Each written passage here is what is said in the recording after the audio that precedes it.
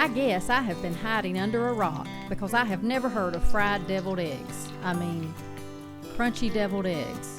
Does that even sound good? Well, I'm here to tell you today that they are delicious. It is a perfect combination of creamy and crunchy all in one bite. Join me in the kitchen and we're going to see what all the fuss is about. I'll deep fry some as well as air fry a few for comparison.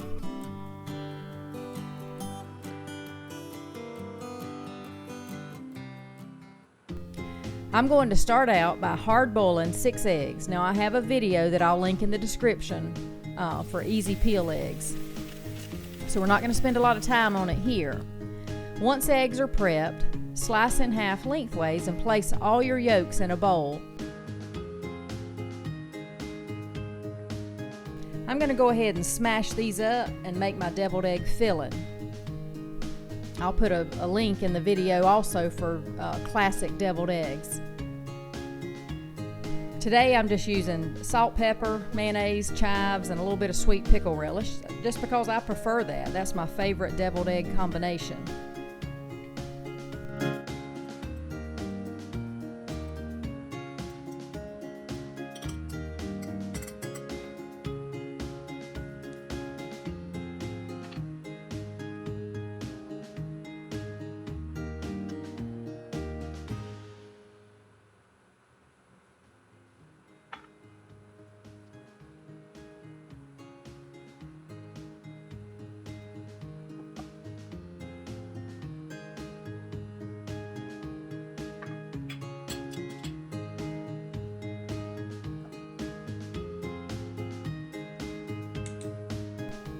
Now that my filling is made, I'm going to pop it in the fridge so that it can be chilling. Now you know I will have to be sipping on some sweet tea while I'm working here in the kitchen. It's a summertime staple in our home. Now let me prep my coating for these eggs. My first bowl has my flour and some salt and pepper. The second has panko breadcrumbs, salt, pepper, and Parmesan cheese.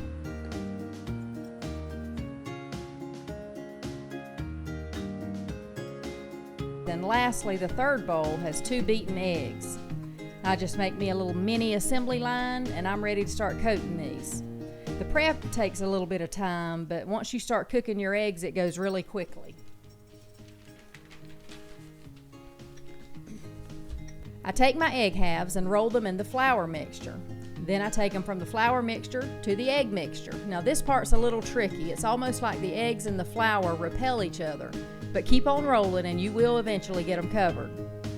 Once coated, roll it, spoon it over, put it in a bag and shake it however you want to do. You do you. But get it coated all over with the panko. Now at this point I'm going to put a few in the air fryer to see how they compare with deep fried.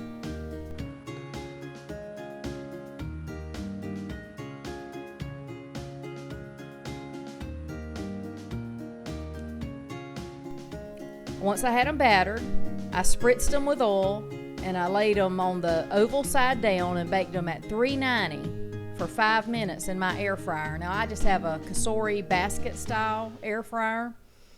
But let me go back and mention that I did preheat my air fryer for a full 10 minutes before placing the eggs in it. Then I go back into the kitchen. I have my oil getting hot, and once it gets up to around 350, I dropped a few of the egg halves in. Now they started browning immediately, so watch them close. As soon as they are golden brown, remove them from the grease, and I place mine on a towel to drain. They only stay in long enough to cook the egg batter and to get pretty and crunchy. Now these 3 in the front are the air fryer halves, and they looked identical. When it was all said and done, they looked identical to the ones I had deep fried. So for sure, next time I will just use the air fryer. There was no difference in appearance and or taste. Okay, now that you've got them all fried, grab your filling from the fridge. Now I place mine in a piping bag, but you don't have to. You can grab a spoon and fill your eggs that way. Once you get them all filled, just garnish them. I did mine with chives and smoked paprika and give it a taste.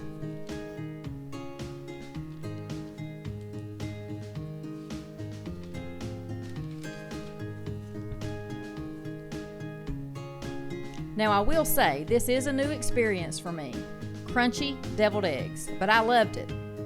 The bottoms were warm, crispy, crusty, and the filling was cool and creamy, a perfect pairing. Now, I do think these would be best made just prior to serving. I think they would lose their crunchy exterior if they were kept in the refrigerator or if they were left on the counter for a period of time. If you haven't already, give these a try for a fun twist on the traditional deviled egg.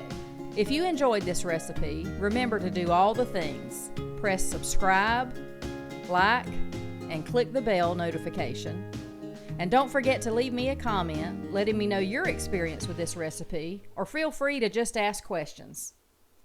I thank you for sharing a minute of your time with me, and I will talk to you later.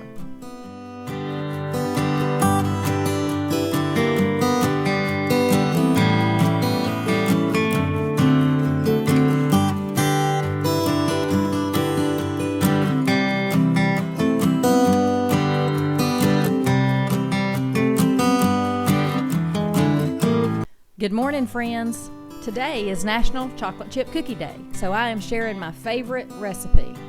These cookies are soft, they're chewy, and just as important as the taste and texture, they are reliable, as in they bake off the same way every time. Meet me in the kitchen and I'll share this go-to recipe.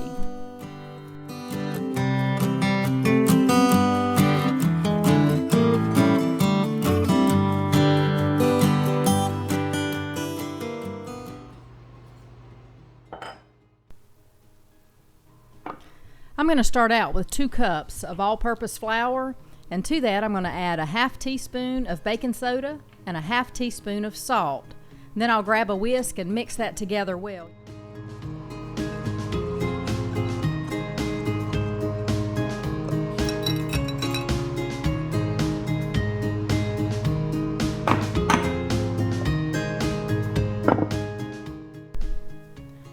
Now I want to cream my butter, sugar, and eggs, so grab you another mixing bowl.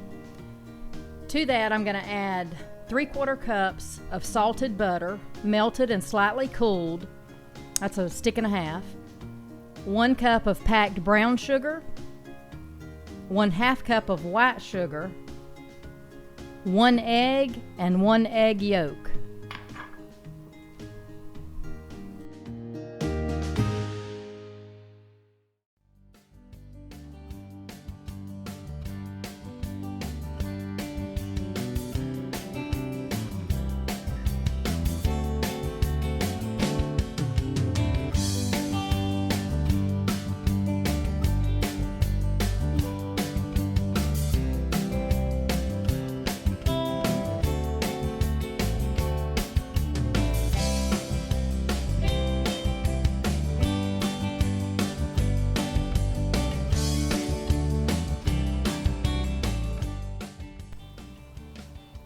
Okay, now that I've got that, I'm going to add my flavorings. I'm going to add 1 teaspoon of vanilla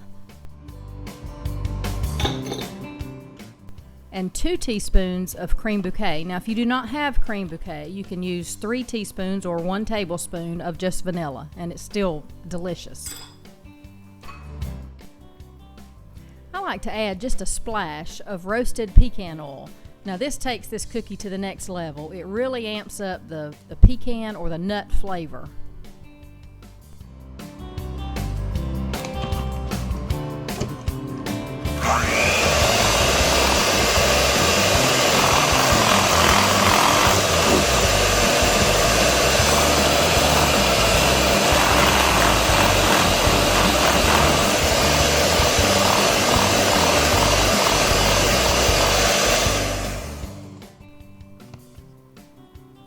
Now you can mix your dry ingredients into your wet mixture, and I did mine a little at the time. You can use a mixer here, but just use it as little as possible. Don't overwork your flour. Then comes 2 cups of semi-sweet chocolate chips and 1 cup of rough chopped pecans. Now I did use a spatula and just fold these in.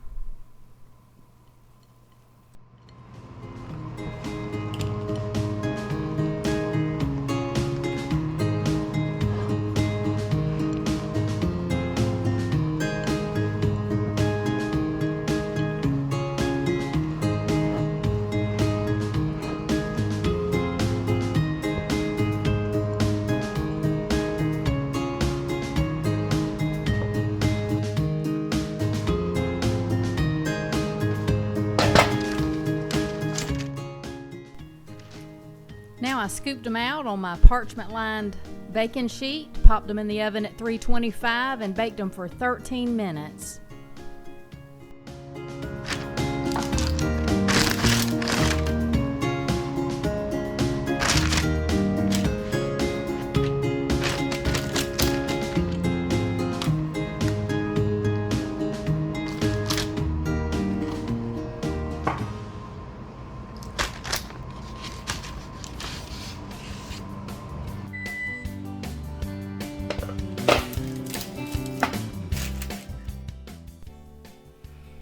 Okay, here they are. Now I leave them on the baking sheet where they continue to cook until they firm up enough I can move them to a cooling rack. Now just keep repeating this process until you have them all baked. I will have to say this is the best chocolate chip cookie recipe that I've ever made. It's even better than the one that used to be on the Nestle Toll House bag. It may still be on there.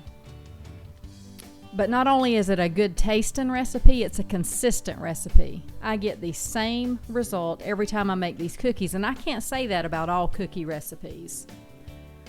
Go ahead and give this recipe a try because I'm convinced that you will not be disappointed.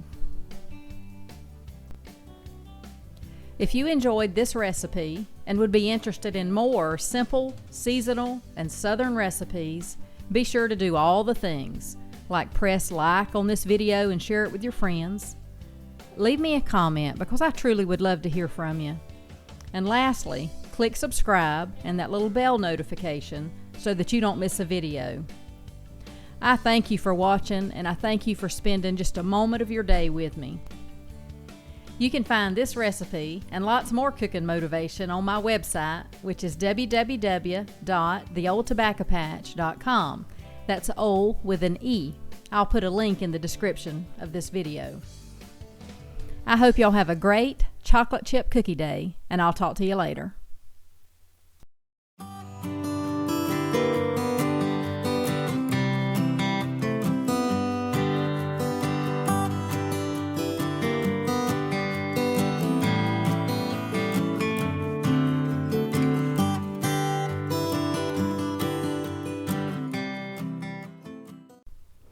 Hey, guess what day it is? It's payday. You know, sometimes copycat recipes just don't quite measure up, but this is not one of them. If anything, in my opinion, this recipe is better than the original payday.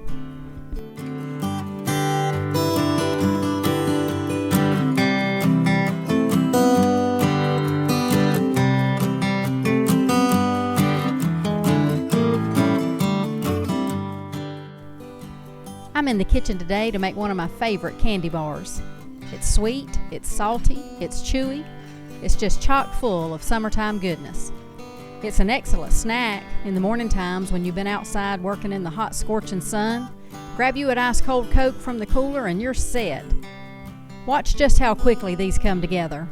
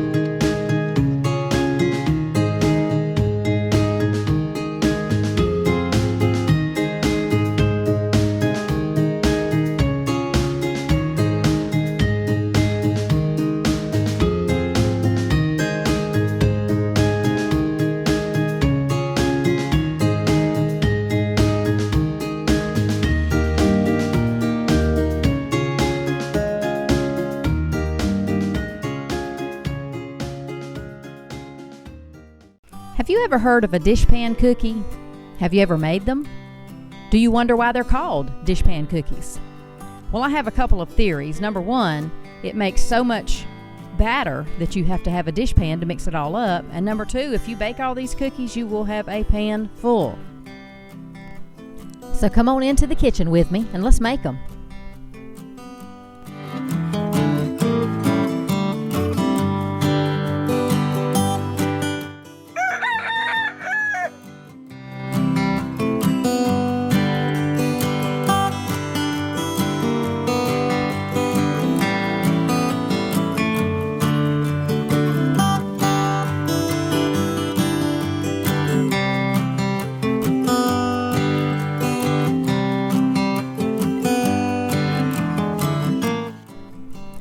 If this is your first time on the channel, my name is Rhonda, and I live in a small South Georgia town on an old tobacco farm.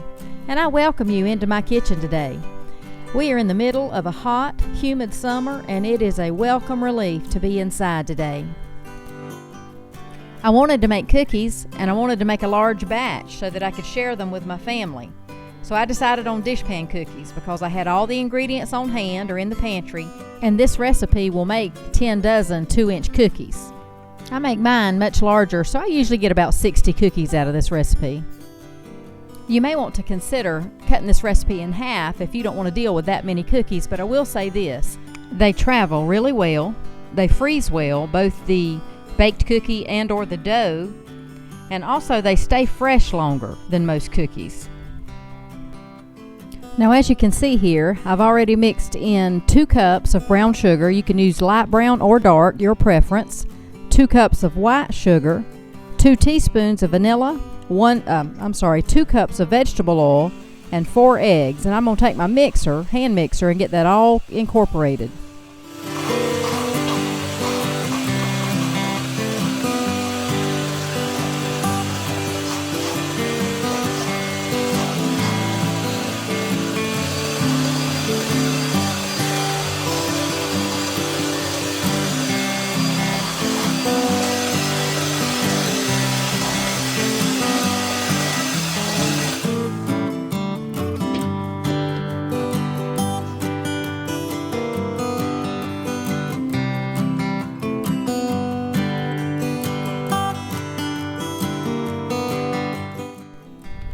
Now, I was introduced to these cookies about 20 years ago at one of our church gatherings. Mrs. Jean Royster would always bring a large tray of them, and once I tasted them, I was hooked. I found them irresistible. She always baked them to perfection. They were a thin cookie that was crispy on the edges and chewy in the center. She baked them light to medium brown in color, which is normally further than I would have taken them in the oven. But oh no, that amber color was precision. It toasted those ingredients and brought out a whole new layer of flavor. Like I mentioned earlier, I found them irresistible. She had most definitely perfected her recipe. Now I'm getting my dry ingredients worked in. This is 4 cups of all-purpose flour, and to that flour I've added 2 teaspoons of baking soda and 1 teaspoon of salt.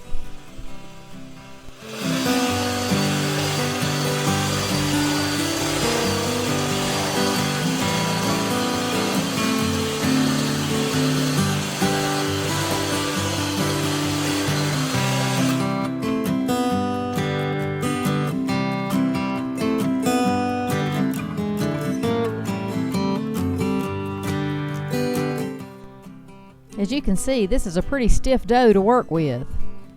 But now that I have it all mixed together, I'm going to get ready and add my next ingredients, which is 1.5 cups of quick oats, 1 cup of chopped pecans, 1 cup of flaked sweetened coconut.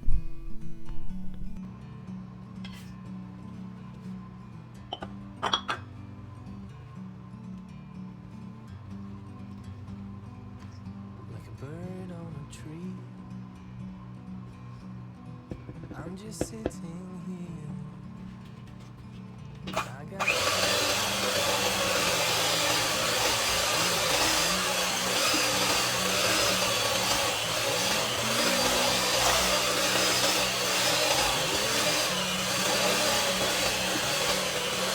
we can sit together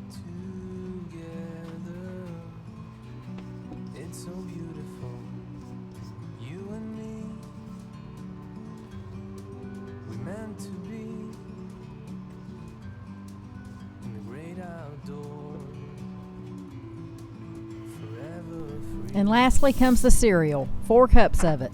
Now we like Rice Krispies in ours. You can use Honey Bunches of Oats, Corn Flakes, but we prefer Rice Krispies. But I think it's the texture, the crispiness that the Rice Krispie adds to the batter that we like as much as we like the flavor of the Rice Krispie. Sometimes you need to go.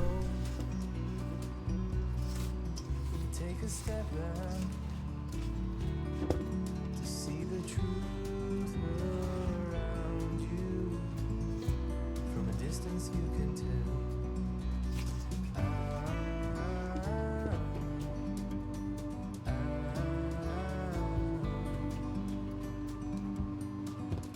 You and me were meant to be in the great outdoors, forever free. You and me meant to be in the great outdoors, forever Now I made these fairly large. The first pan was a 1/4 cup measuring spoon, but after that I switched to a large cookie scoop.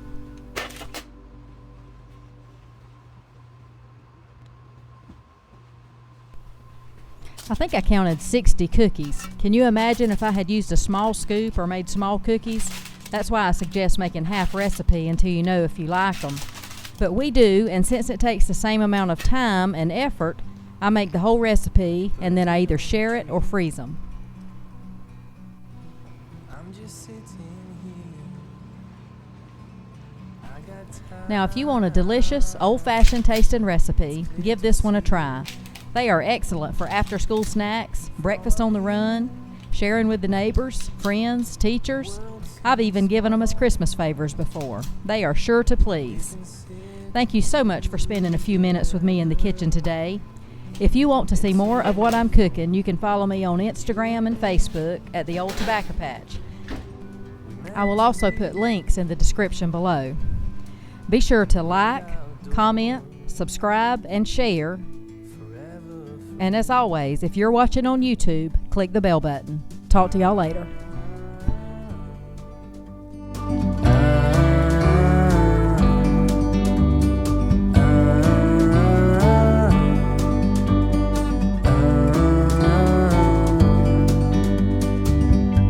Sometimes you need to go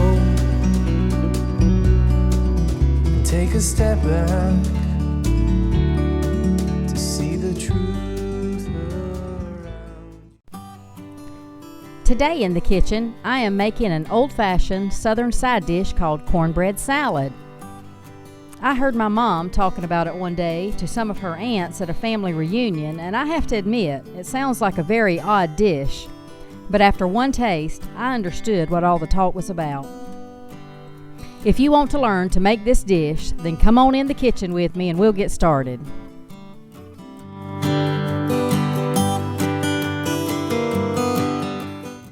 If you are new to this channel, then let me introduce myself.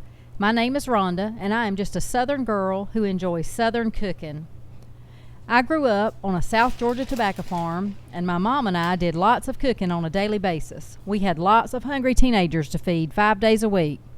Surely there is someone out there who has a similar upbringing. If you did, leave me a note in the comments. Did you love it? Did you hate it? But to be honest, back then, cooking was not what I wanted to be doing, but neither was picking tobacco. I did it though. My parents raised me to work hard, and so I did. I later married and we started a family, and then we just kept right on working. I worked a couple of accounting jobs. Then I attended nursing school and worked as a registered nurse in a surgical department here at a local hospital. I have since retired from nursing, and I am thoroughly enjoying my time at home. I cook, I clean, I maintain, I grow a lot of our own food, and I'm back to some part-time accounting for our family. And I'm spending a lot of time with our only granddaughter. I really feel that I am right where I am supposed to be in this season of my life. I started recording videos of my recipes because, number one, it's fun to do, but mostly to leave a legacy for my girls. So let me thank you for spending your time with me, and I really look forward to hearing from you in the comment section of these videos. Let's get started cooking. I made a pan of cornbread this morning, and I have just cubed it up in this casserole dish. Now let me stop and say that you can make this dish various ways, and I've done so. You can mix it all together as if it was a potato salad where everything gets moistened with dressing, or you can layer it in a trifle dish, which to me is prettier but harder to serve, and not all your ingredients get wet with the dressing. And a third way, which is what I'm doing today, is called cake pan style. Only I'm using a shallow casserole dish. The principle is the same. It is layered, but all the ingredients will get moistened this way. I layered my cornbread cubes, then some pinto beans, whole kernel corn, chopped tomatoes, and I'm using Sun Gold cherry tomatoes and Bella Rosa tomatoes right from the garden. Then I add chopped green and red pepper, some diced cucumber, again from the garden, and some diced onions. And then I step over and I make my dressing. Now this is 1.5 cups of ranch dressing with 1/2 cup of barbecue sauce added to it. Spread it all over the top of the salad. Then just add your cheese, bacon, and green onions, and as you can see, my dish is full. Cover it tightly and put it in the refrigerator a couple of hours before serving.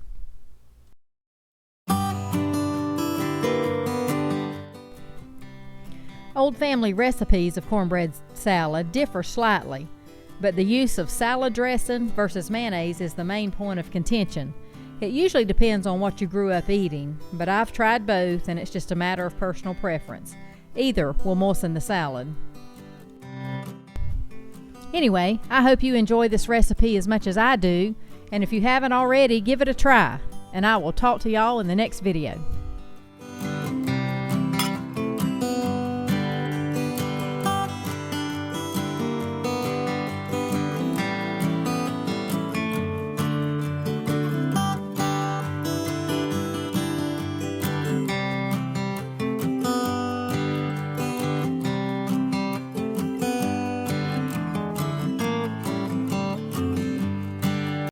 Good morning and welcome to the kitchen. Today I am making a pizza casserole for our supper. This is a simple one-dish meal that you can pull together in a hurry. You can also make this on batch cooking days. Put it in your fridge or freezer and just pull it out and bake it when you need it. And you can't go wrong with pizza-style meals, right? So join me in the kitchen as I put this together real quick.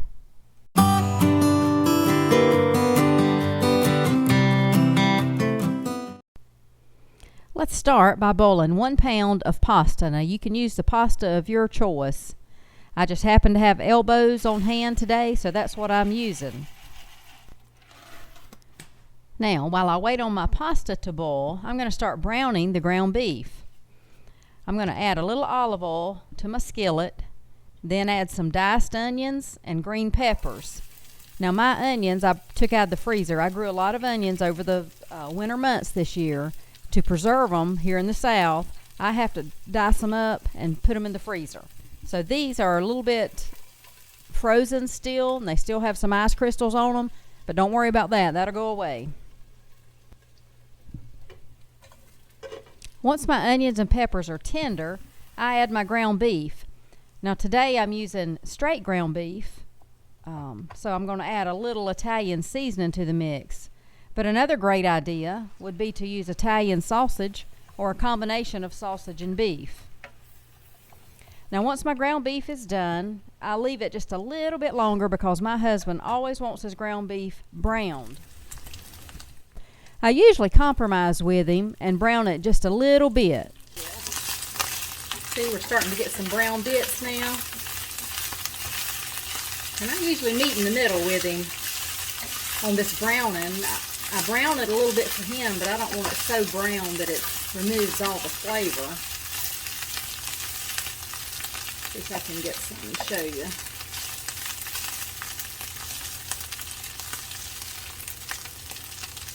You see those brown bits? That's about as far as I go with it.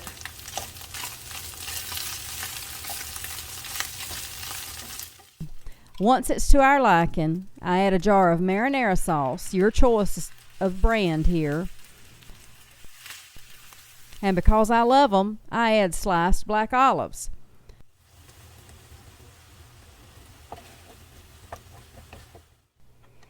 I grabbed me a larger mixing bowl and I added my pasta and then my meat sauce. Now here's a good place for you to flavor this dish up some more. I added more black olives and plenty of mozzarella cheese. Oh, and don't forget, plenty of chopped pepperoni.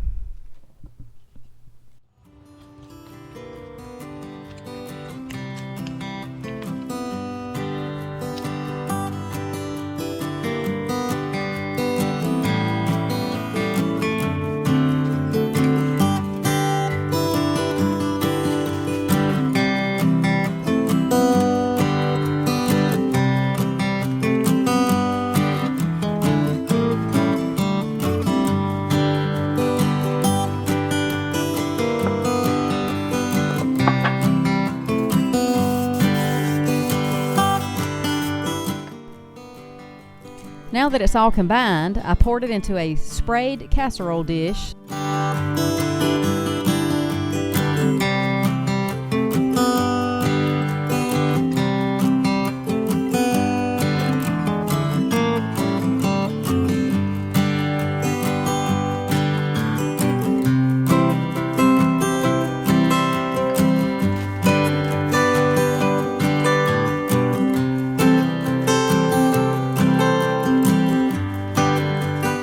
And here I go again.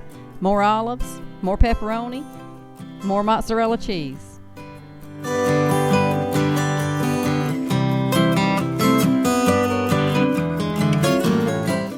Once you have it to your liking, cover it with foil and bake it in a 350-degree oven for 30 minutes.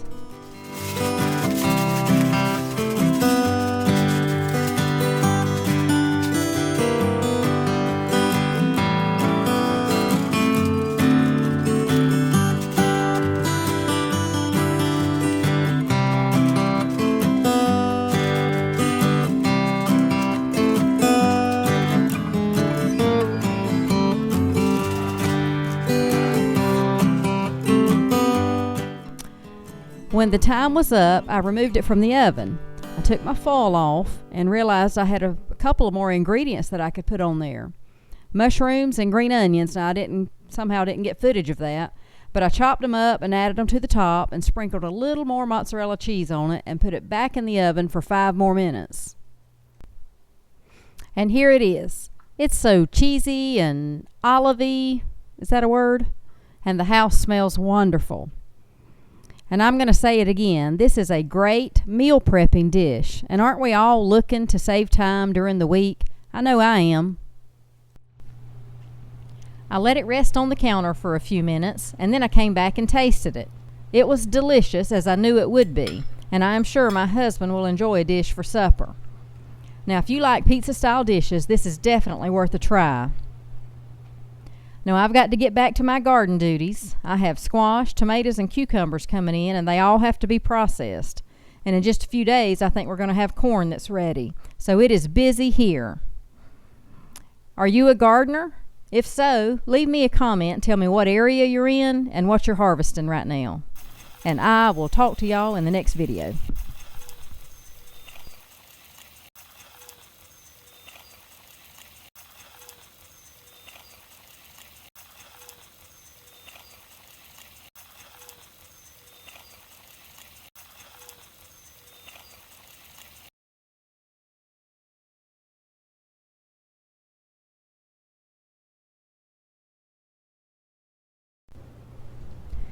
Today in the kitchen, I am going to make a butter pecan pound cake.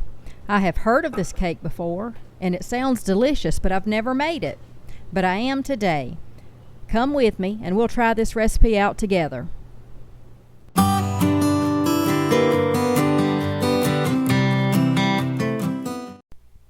Before I mix my cake batter, I'm going to toast 2 cups of chopped pecans.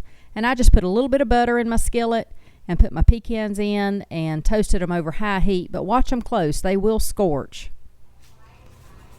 I set my pecans to the side, and then I grabbed my sifter and I added 3 cups of cake flour, 1/4 teaspoon of salt, and a 1/2 teaspoon of baking powder. Then I sifted that together so that it would be mixed well.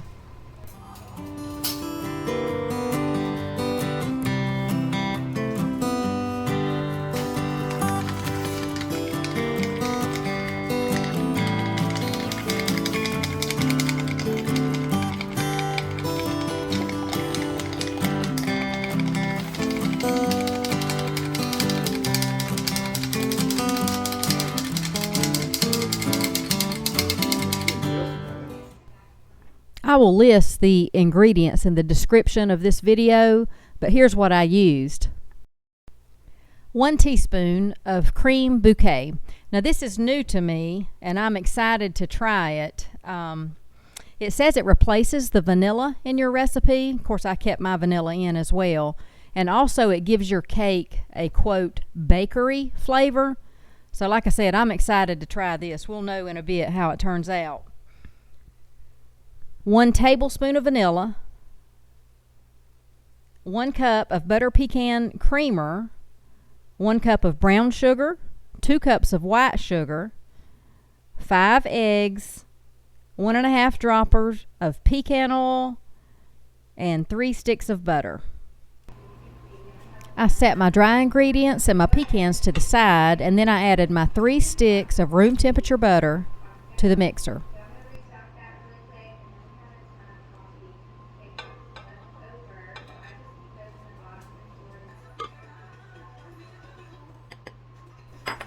Then I add my 2 cups of white sugar. I'm going to give that a little bit of a stir, and then I'm going to add my 1 cup of brown sugar.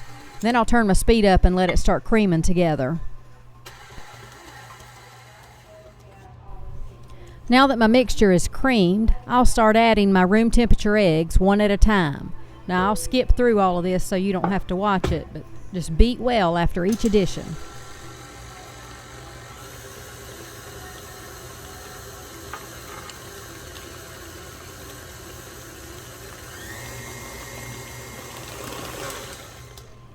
Now that my eggs are in, I'm going to scrape down the sides of my bowl and start adding my butter pecan creamer and my dry ingredients. Now you alternate those, and I believe it says start with dry and end with dry.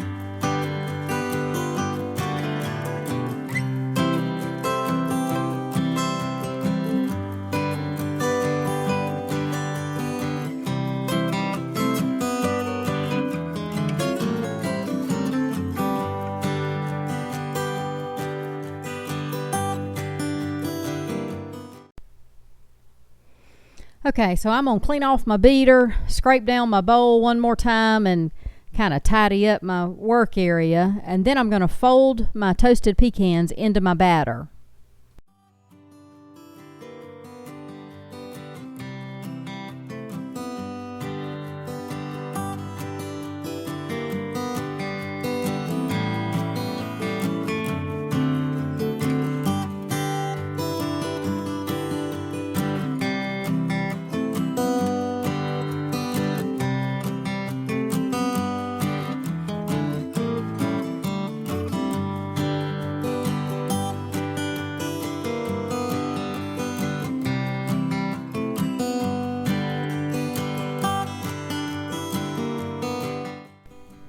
Okay, so now it's time to get it into the bundt cake pan. Now I spray mine with Baker's Joy, and I spray it liberally because it's got creases and grooves in the bottom, and I do not want it to stick if I can help it.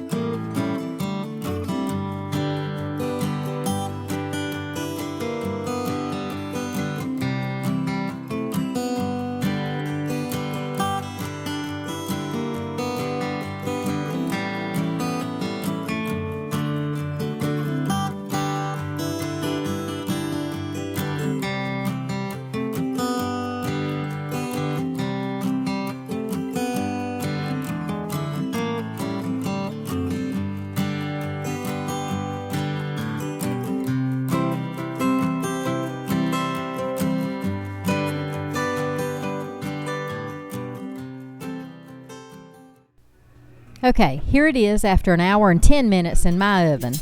You can see that I've got a few little spots that did stick, not too bad, but I truly think that was my own fault. I was trying to get it out of that bundt pan too quick. I should have let it cool just a little bit more.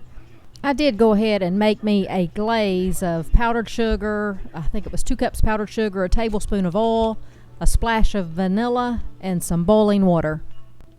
Before my glaze dried, I decided to sprinkle on a few more pecans, as if it didn't have enough pecan flavor. And then for a little added contrast, I drizzled some caramel sauce over the top. Now, let me cut this cake and we'll see how it turned out.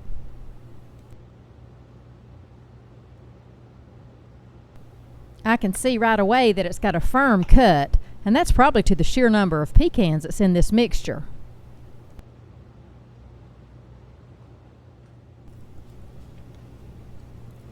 Again, as you can see, it's full of nuts, which I like.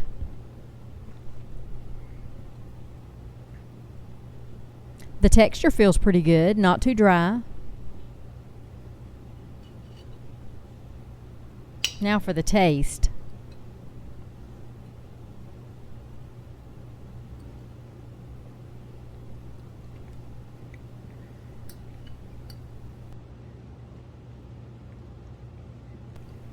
Oh, that's tasty. If you like a nut bread, which I do, then this is the cake for you. I'm wild about pecans, and more so over toasted pecans. I live on an old farm in Georgia, and almost every home place had pecan trees growing on it, and we're no exception. My only challenge is beating the squirrels to them. So, will I make this cake again? You betcha. My only change is to bake it maybe an hour instead of an hour and 15. I have a convection oven, and I believe 1 hour would have been the perfect time for me. So if you enjoy pecan breads, pecan cakes, pecan anything like I do, I would encourage you to give this cake a try. It is a keeper. And I will talk to y'all in the next video.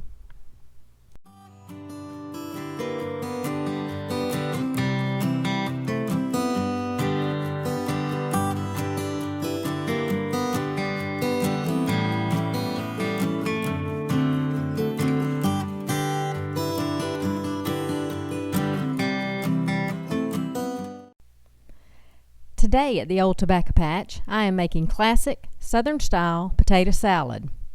This dish is so versatile, it goes to summer barbecues, church cookouts, friends' homes when food is needed, and it makes its way to our Sunday dinner table.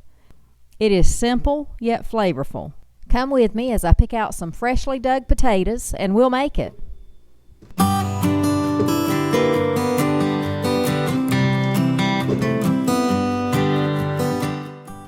I'm going to start out by prepping my potatoes.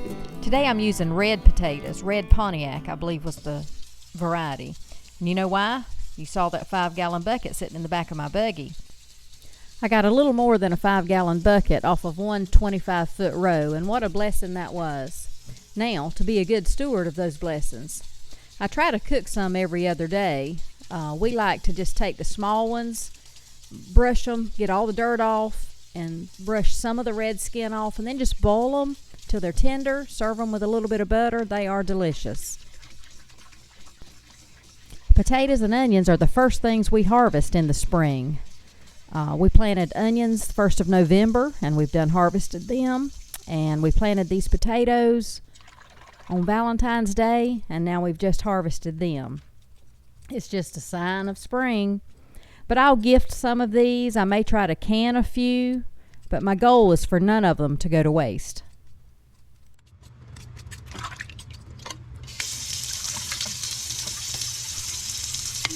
Here's a quick view of what we like in our potato salad. Of course, potatoes. I'm going to boil some eggs. I like the sweet Vidalia onion and the red onion. We like nothing but blue plate mayonnaise in this house, so I'm going to use that. Sweet relish and some plain yellow mustard. I'll put some paprika on top for decoration. And as far as the spices, it's just, of course, your salt and pepper. Maybe some chives, maybe some parsley. We'll see. I'm going to start out by dicing up my potatoes into somewhat uniform sized pieces. That way they all get done at the same time. Now you'll notice that I like to leave some bits of red skin on some of the potatoes just for added color. Please excuse my gloved hand. I had a fire ant bite on my finger. I got several of them while I was digging potatoes. Next, I put my diced potatoes in boiling water, and just because I want to infuse a little more flavor in these potatoes, I go ahead and salt and pepper the water. Once my potatoes were fork tender, I drained them and put them in the refrigerator to chill. Now we start building our salad. You will notice I don't use exact measurements. I start with a little and I just add more of what I need. Let your taste buds lead you through this part. To the mayonnaise, I'm going to add some of my homemade sweet pickles. I also add some store-bought sweet relish just because it's a more vibrant green than the homemade pickles. Then I put just a small squirt of mustard, some Vidalia sweet onions, and some red onions. To that, I'm going to put some hard-boiled eggs, a little salt and pepper, and mix it all well.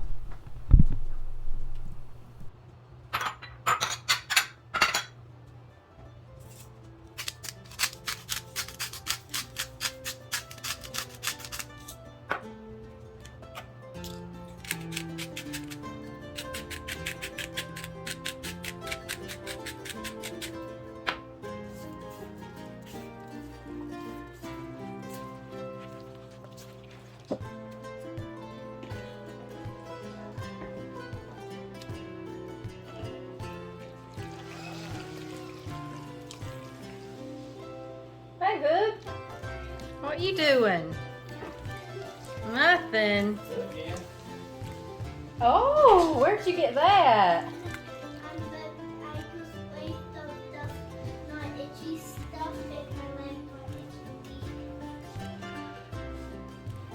What is that? Oh, that pool water might help too later on. Is your mama gonna come swim, you think? I don't know, but I have my bikini in here. You do? Look, Can't get hurt. got mine on too. Then get your chilled potatoes out of the refrigerator and start folding them in. I added more sweet relish and more red onion for color. Then I gave it a taste. Frankie and Charlotte thought they needed to give it a try as well.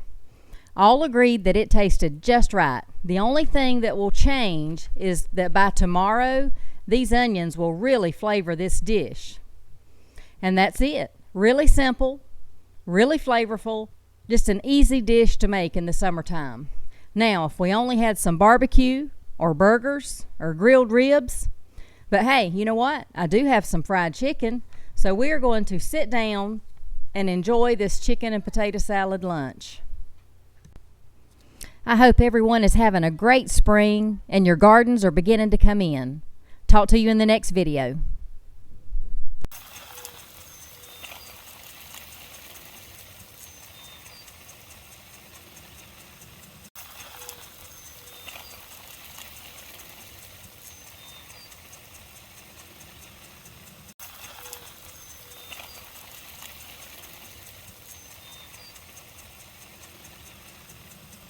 In today's video, I'm cooking cabbage. The first version is stewed cabbage. This is what I grew up eating. It was commonly served as a side dish on days we were working in the fields. It is simple and it is delicious, and as long as it has a heavy sprinkling of black pepper, I love it. I'll show you how I make it later in this video, but for now, I want to make southern fried cabbage. Let's get started.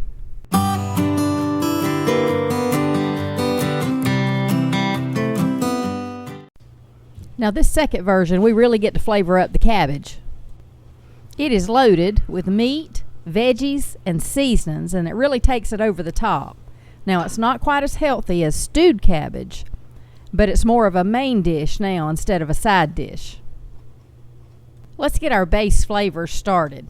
I will cube up some bacon so that I can render down the drippings. Now to that, I'm going to add some smoked sausage. You can use any sausage you like here. It's totally up to you.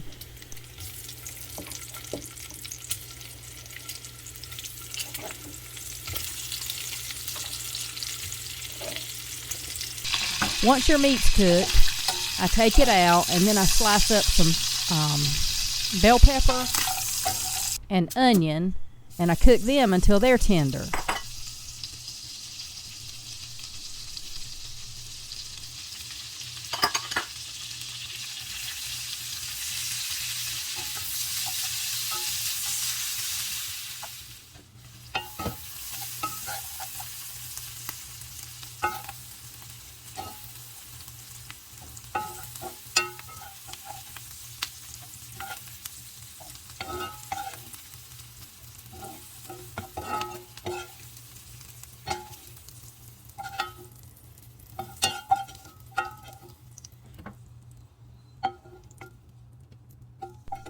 Once I have my veggies out of the pan, I take a paper towel. Sometimes you'll have excess bacon drippings in the bottom, and I just dry them out. If I don't want all of that grease, I'll just dry those drippings up before I put my cabbage in. I have cut my cabbage in ribbons today so that it will cook a little bit faster. To my cabbage, I add salt, black pepper, onion powder, and garlic powder.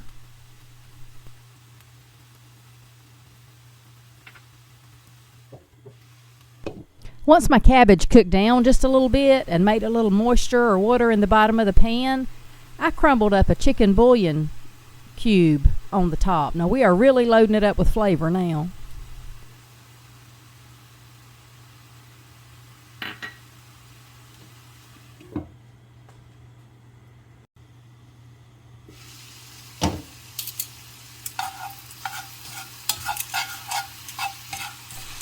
Now when my cabbage got to the level of tenderness that I like, I came back in and I sprinkled just a light sprinkling of sugar and just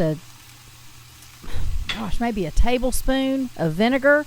Now I do not know what the vinegar does to this dish, but everywhere that I've seen it made, they all add a little bit of vinegar to it. If you know what the vinegar's for, let me know in the comments. I added my peppers and onions and sausage back to my skillet now, and I got it all tossed back together, and it is ready to serve.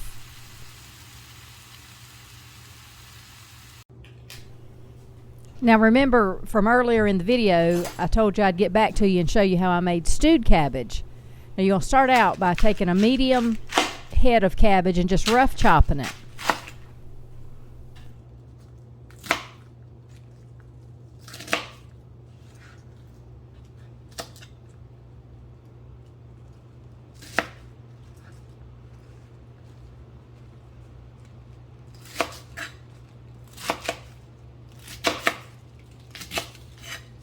Then I'm going to grab a boiler and add about a 1/2 inch water to the bottom and turn my heat on. Now this is going to get my water hot, and once I get my cabbage in, it'll help it to steam down till we get to the stewed point.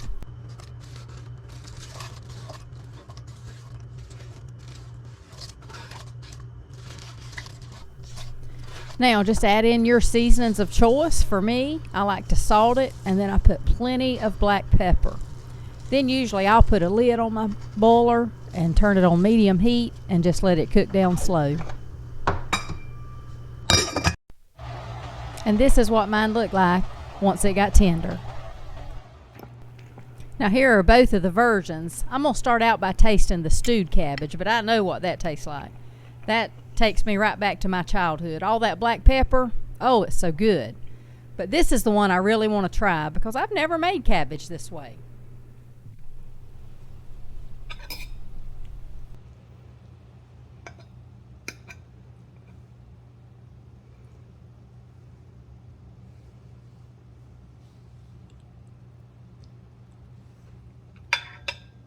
Oh, I love it. It's loaded with flavor.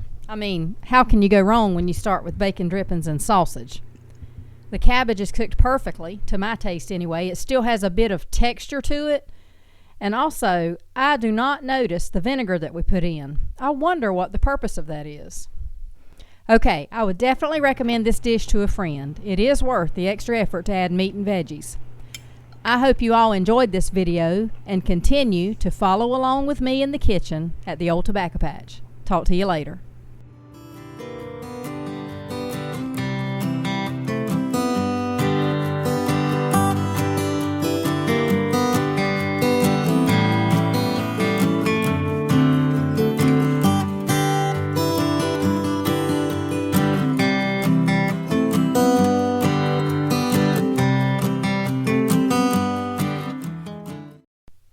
In this video, I'm making monkey bread using cinnamon rolls. This is a quick and tasty treat that you can make in a hurry, and you can serve it for breakfast or brunch. Remember, if you want easy Southern recipes, be sure to subscribe to my channel. Let me show you how I make this monkey bread. Start out by coating a bundt pan with non-stick cooking spray. Oh, before I forget, the ingredients you'll need for this recipe is 2 cans of cinnamon rolls, 3/4 cup sugar, 2 teaspoons cinnamon, 1 stick melted butter, 1/2 cup brown sugar, and pecans are optional. I start out by opening my canned cinnamon rolls. I remove my little cups of icing and set them to the side.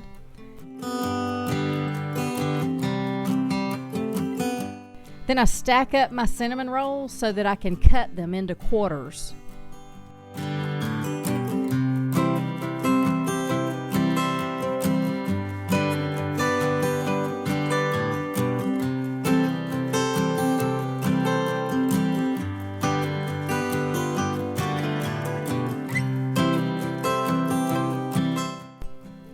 Next, grab you a gallon-sized Ziploc bag and add your cinnamon and your sugar to it.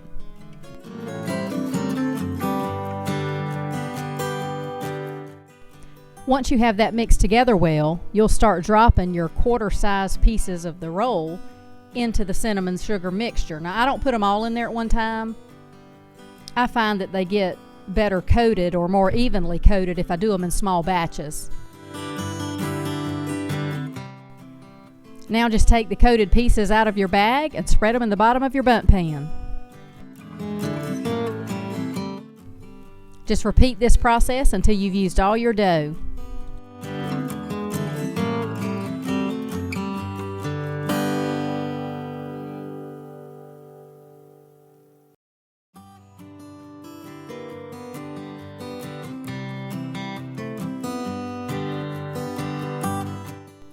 Now this is totally optional, but once I had about half of my dough in the pan, I sprinkled a layer of pecans in.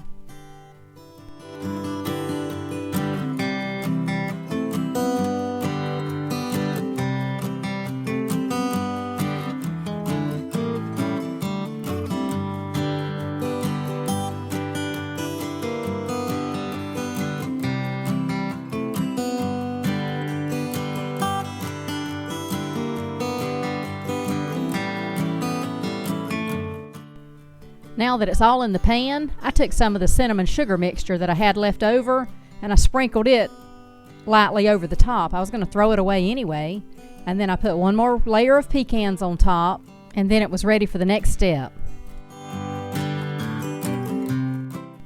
Now add your melted butter to your brown sugar and mix this together well.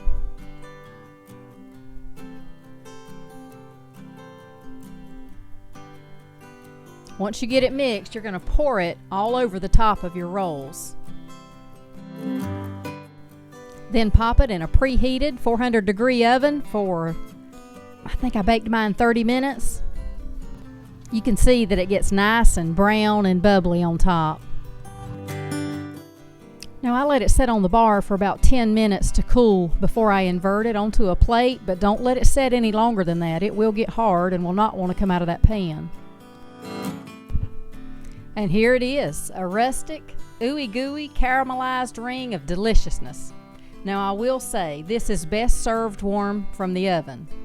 I then top mine with the icing that came with the cinnamon rolls, and then it's ready to enjoy. All you have to do is walk by and just pull it apart with your fingers. It's already in bite-sized pieces. If you make this recipe, leave me a comment and let me know how you liked it, or what variation you made to it. And I will talk to y'all in the next video.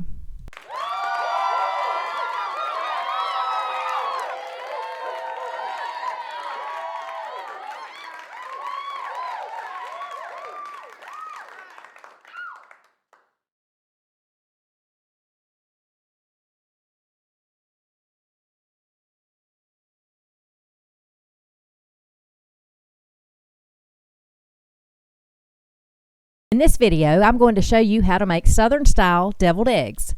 From Easter to warm weather barbecues to family gatherings, these classic deviled eggs are always a hit. Try your hand at making this recipe for your next holiday. It will be on my Easter table this year for sure. Let's make them.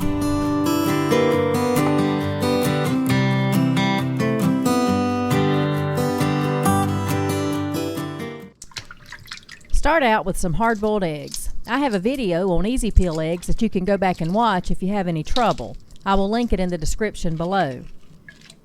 Once I peel and wash my eggs, I cut them in half lengthwise.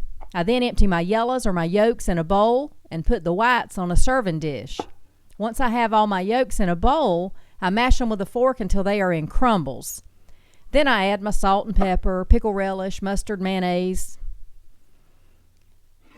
Now, as I said earlier, I'm making Southern or classic deviled eggs today, but you can change this recipe many ways to suit the occasion or your preferences. For instance, I like sweet pickles in my eggs, but others like dill in theirs. I like Old Bay seafood seasoning and chopped shrimp in my deviled eggs sometimes too. And the list goes on. I see people make them, they top them with bacon, olives, cheese, onions. Once it is mixed well, grab a spoon and give it a taste. If it is to your liking, grab a spoon, or in my case 2 spoons, and start filling your white halves. Another thing to mention here is sometimes it seems you run a little low on filling. One way to avoid this is to put your yolks in a small food processor and then add 1 extra whole boiled egg, the white and the yellow. Crumble it all together with the processor. You will not see the white in it when you're done. Now I just dip my filling into the white halves with 2 spoons, but if you want it more decorative, you can put your filling in a piping bag and put it in that way. Leave me a comment below on how you like your deviled eggs, or better yet, share with us what will be on your Easter table. Then I cover these eggs with saran wrap and I chill them for at least an hour before serving. Now here's a fun fact for you. Did you know that deviled eggs are usually served cold and can be the appetizer, the side dish, or even the main course? And did you know the term deviled in reference to foods is most common with zesty or spicy foods, including eggs prepared with mustard or pepper? If you enjoyed this video, you will probably enjoy some of my other Easter menu ideas. I'll put a playlist at the end of this video. I hope y'all have a happy Easter, and I will talk to you in the next video.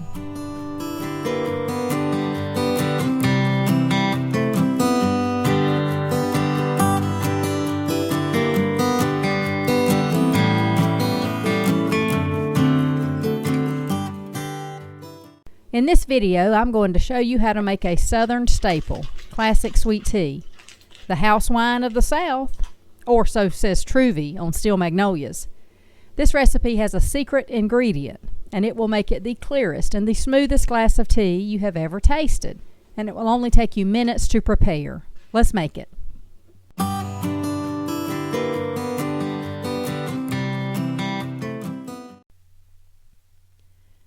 Start out by heating 4 cups of water just shy of boiling. When you get to that point, turn the heat off and drop in 2 family-sized tea bags. Today, I'm using Lipton, but you can use the tea of your choice. Lipton, Tetley, Louisiana are the most common here in the South. It is an orange pekoe and pekoe cut black tea. Let this steep for 7 minutes. While we're waiting, let me say that everyone in the South has their own recipe for sweet tea, or they don't use a recipe at all because they make it so much. And then you have the lemon lovers. Lemon and sweet tea is also a big thing in the South, although I do not prefer it. Next, take your tea bags out, let them drain, but do not squeeze them. You do not want to chance bursting the tea bags and spilling the grounds all in your tea. At this point, I add my sugar to the warm tea. It melts much better in that warm liquid. Stir this around until it's well mixed. Now remember that secret ingredient I mentioned? It's coming up. But first hit that like button and then comment below on how you like your tea. Hot, cold, sweet, unsweet. Also post any questions you may have about sweet tea and I'll try to answer them for you. Okay, here it is. 1/8 teaspoon of baking soda. Now this does not affect the taste of the tea, but what it does is remove cloudiness and it removes bitterness from the tea. Tea with a pinch of baking soda is some of the best tea I've ever tasted. Pour your tea, sugar, soda mixture into a pitcher, and from there I finish filling it with 4 cups of ice. Stir it one more time and you're ready to serve. For the Southeast, no single item of food or drink best summarizes this region. It is found in every restaurant, grocery store, front porch, and home kitchen from the Gulf of Mexico to West Virginia. If you are a Southerner, you're surprised when it's not offered publicly or privately. If you're from another region, you're surprised that sweet tea even exists. If you enjoyed watching this video, you'll probably enjoy my old-fashioned lemonade video. Click here and you can go watch that. Click on the screen here and you can watch Christy Jordan with Southern Plate demonstrate how she makes Southern sweet tea. I hope y'all enjoyed this tutorial and I will talk to you in the next video.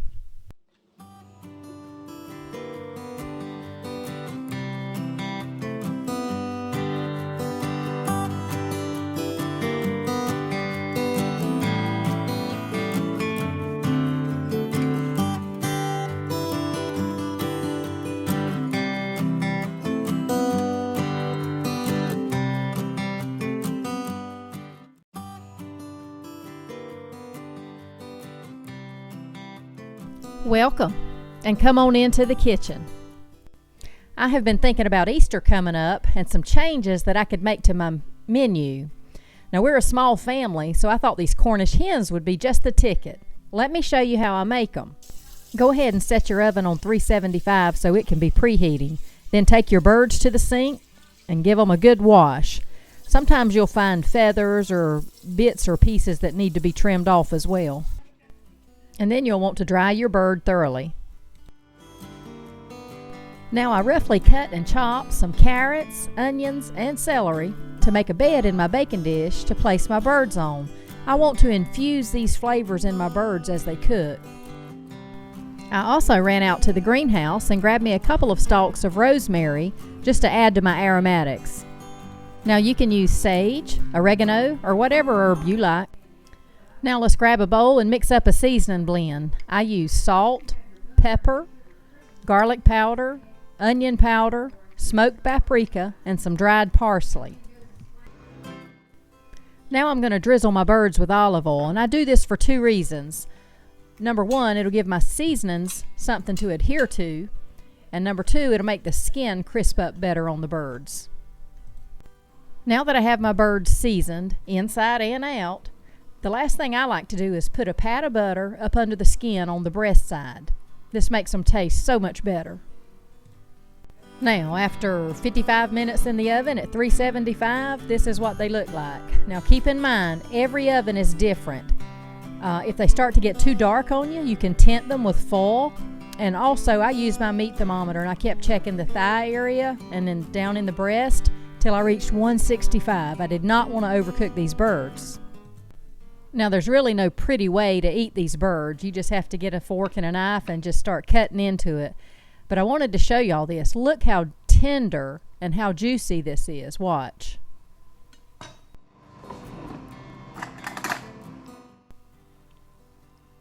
See that juice right there? Oh, it was delicious. I had to take a bite as soon as it got cool enough, but it was delicious. It was so juicy, and all of the seasonings that we put on the skin, it was just wonderful. I will definitely be giving this a try and see if my family likes it at Easter. I hope y'all enjoyed watching this video and in turn make this dish for your family.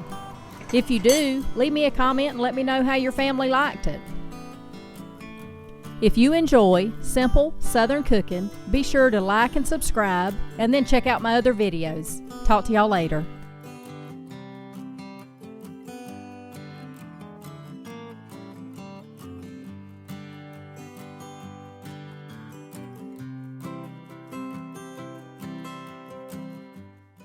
Welcome, and come on into the kitchen. You know what they say, when life gives you lemons, you make lemonade. And that's what I'm doing today. Let me show you how I make it. You can find the recipe in the description box below. I start out making a simple syrup. This is 2 cups of water, and to that I'm going to add 2 cups of sugar. And I'm not going to bring this to a boil, I'm just going to let it steam.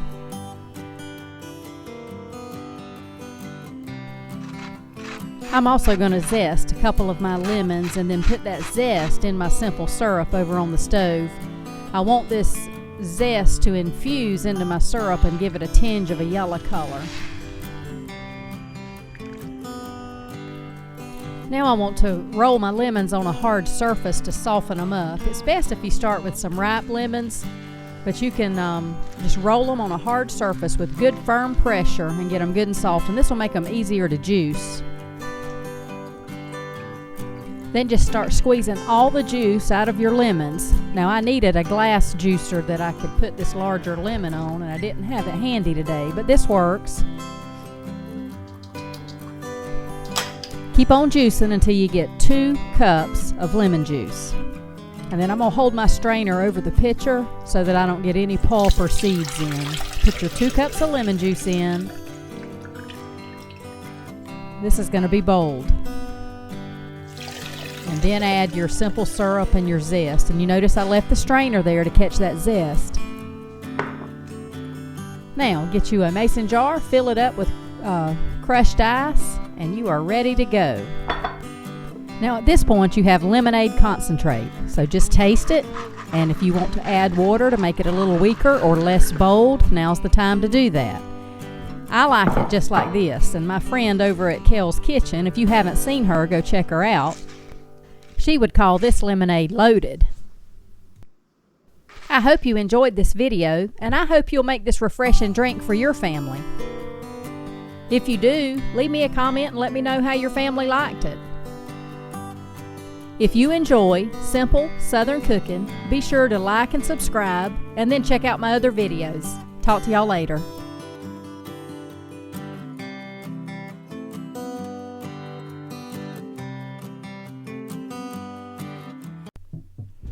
Hello, hello, hello, and welcome to the kitchen.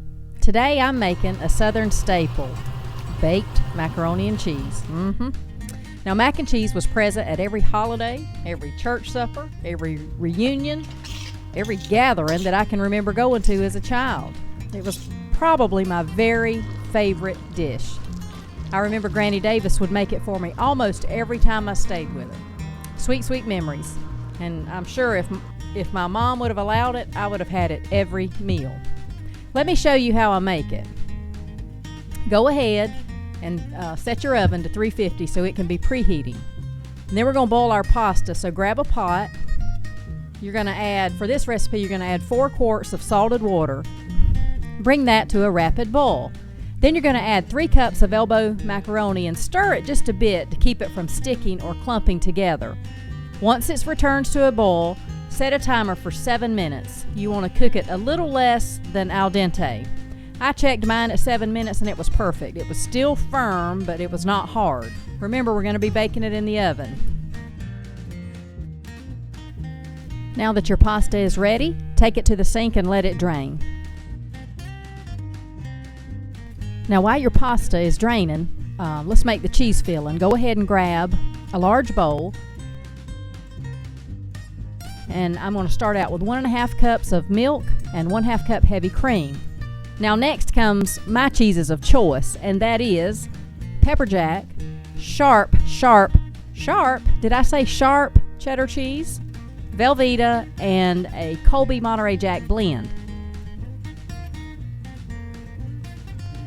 Now I'm going to get all of this mixed together and start adding my seasonings.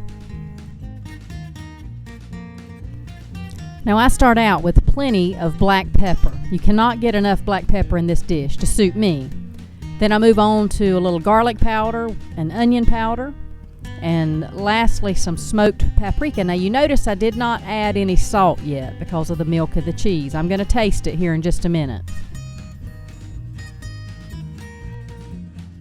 Now when this is all mixed together, don't be bashful.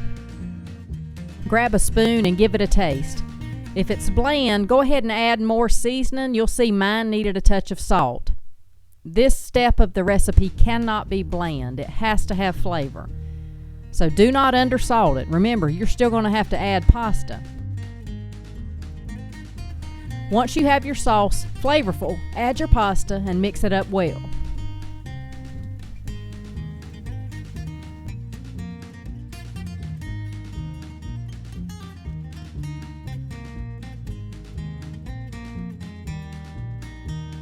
I almost forgot to add my 2 beaten eggs. I normally add those right before I add the pasta, but I just about forgot them. But this will work. Just mix them in, mix it all together. You'll be fine.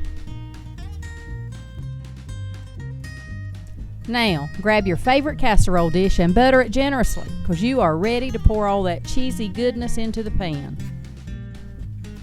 Guess what's next? You guessed it, more cheese. I use the same blends that I used in the cheese mixture. Now you can use any combination of cheeses that you like, but my taste buds are looking for that strong, sharp cheddar flavor. Now your oven should be preheated by now, so pop it on in and let the magic begin. And this is what it looks like 45 minutes later. It's golden, it's bubbly, and now I have to wait 15 more minutes before I can taste it. It needs just a few minutes to set up.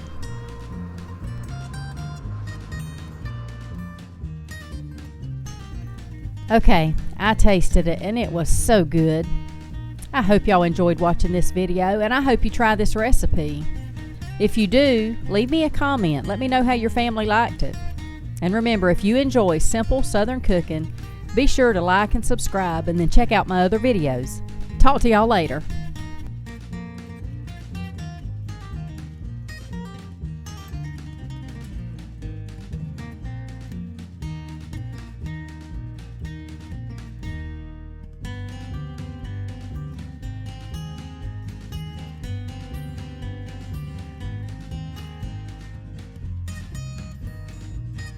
Welcome, and come with me as I head to the chicken coop and pick up some eggs. I thoroughly enjoy having chickens here on the farm. It's so nice to always have fresh eggs on hand. As a matter of fact, I usually have so many I'm putting them in visitors' vehicles when they're not looking. No, not really, but I do have trouble at times giving them all away. Today in the kitchen I am hard boiling some eggs and showing you how easily they can peel. Now let me say up front, this works best when your eggs are older, not eggs that are just picked up today. But I'm going to show you how I do it. Now I have tried several methods, like putting salt in the water, putting vinegar in the water, plunging the eggs in an ice bath after they've boiled. Boil them for 9 minutes, boil them for 10 minutes, boil them for 14 minutes. You get the picture. But the bottom line is that little thin membrane just beneath the shell has to release for the egg to peel easily. The older the egg, the better.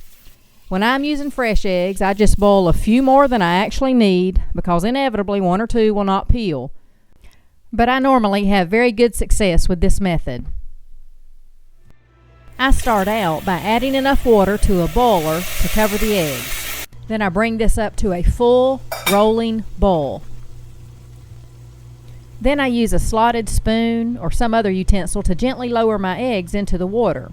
Now sometimes if an egg has a hairline crack in it, it'll burst in the boiling water, or you'll see the white of the egg come out in the water. Again, this is why I cook a few more than I need. Once my pot comes back up to a full rolling boil, I lower the heat to medium-high, put a lid on it, and I set my timer for 10 minutes. Once they have boiled, I drain out the hot water and fill it with cold tap water. Now I usually do this several times, and then I just let them set in the cool water for about 15 minutes or so.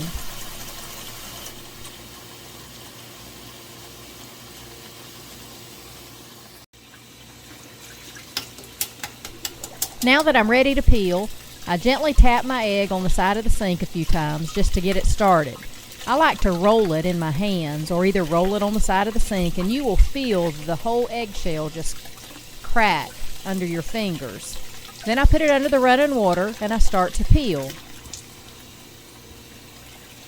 You'll notice that the running water helps the shell and the membrane separate.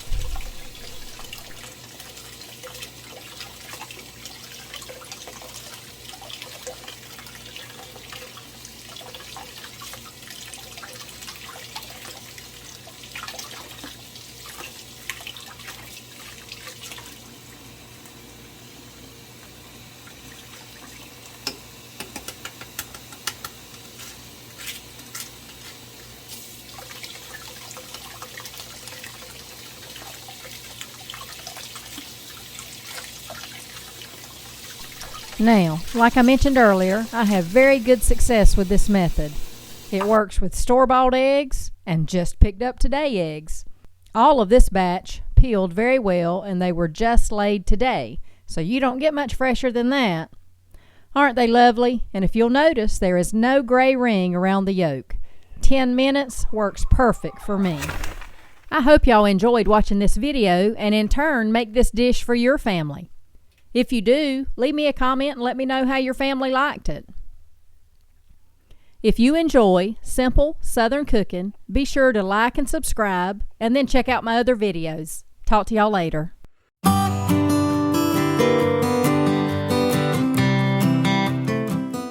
Welcome, and come on into the kitchen. Today I am making classic pineapple upside down cake.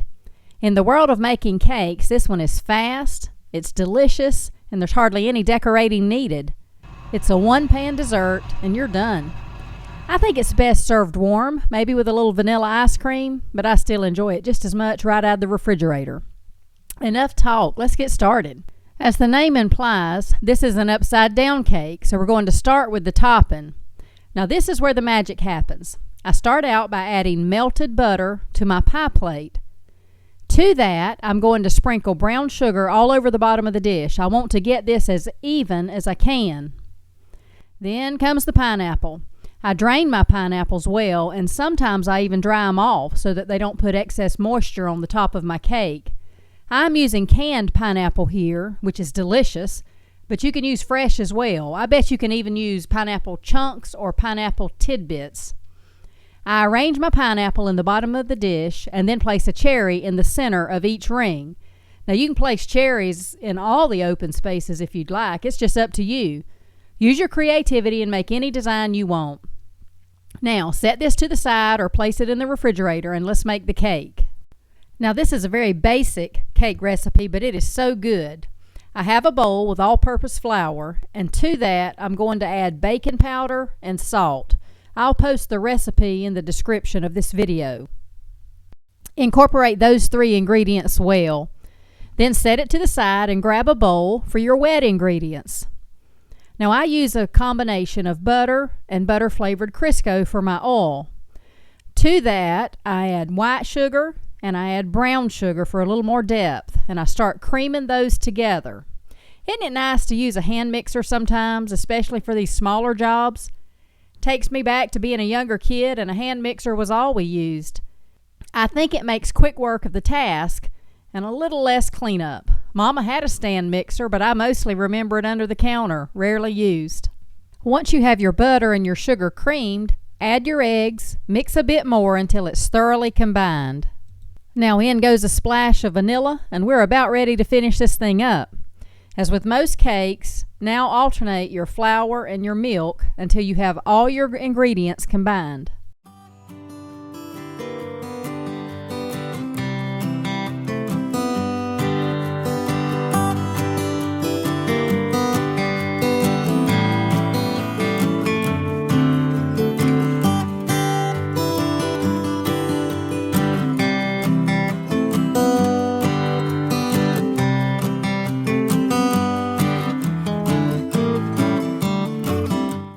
Now that your batter is ready to go, grab your pineapple and cherry dish from the fridge. You'll want to spoon your batter all over the top so that you get good, even coverage.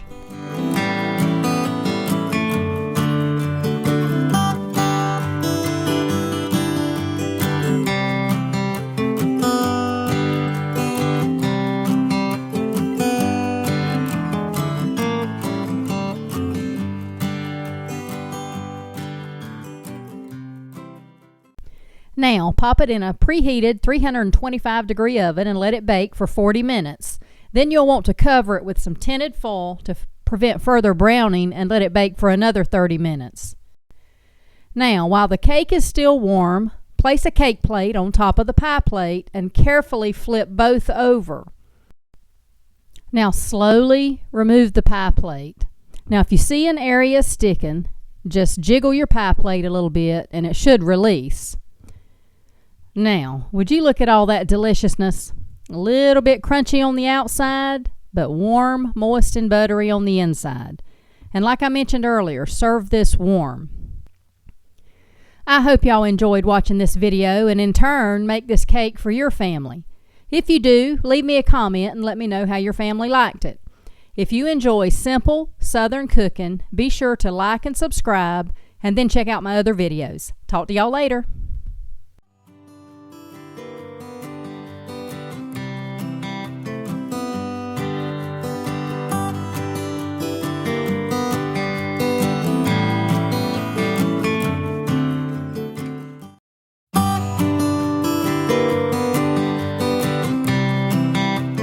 Welcome, and come on into the kitchen. Today, I am making chicken fried steak because, well, it's just good. I'm going to smother it in some country-style gravy and serve it with creamed potatoes and English peas, pure comfort food. So let's get started. I'm going to start out by tenderizing this steak. Now, this pack was well tenderized, but I like to flatten it out really thin. It makes it cook faster, and you won't need a knife to cut it on your plate. I also like to cover it with saran wrap before I start this process. That way it doesn't splatter little bits of meat all over my kitchen. That is quite the chore to clean up. Once I have it at the thickness we like, I cut it into serving size pieces. The next thing I do is lay it out flat where I can season it.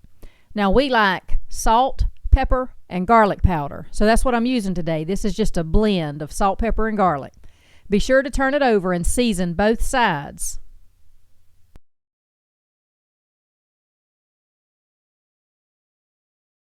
Now let's move on to our next step, which is the dredge and the dip. I first mix my dredge, which is just self-rising flour, my salt, pepper, garlic seasoning blend, a little onion powder, and a touch of Creole seasoning.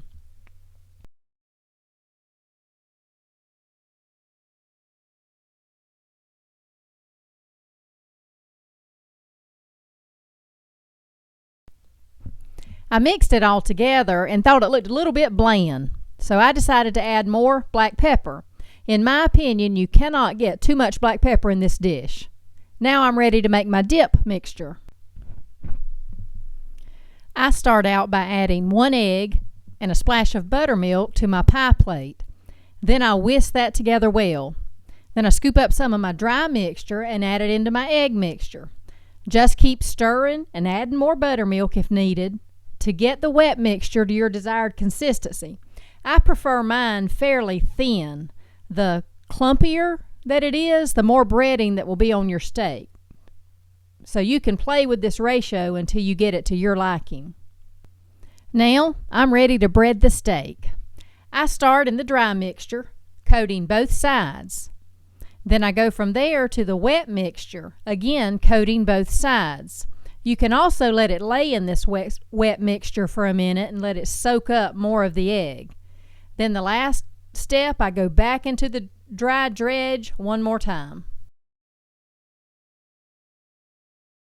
Now, shake off any excess and lay it to the side until you're ready to fry. Now, while I'm waiting on my grease to get hot, I start picking up and cleaning up. I wipe down my countertops. That's just one less thing to do after we have our meal tonight.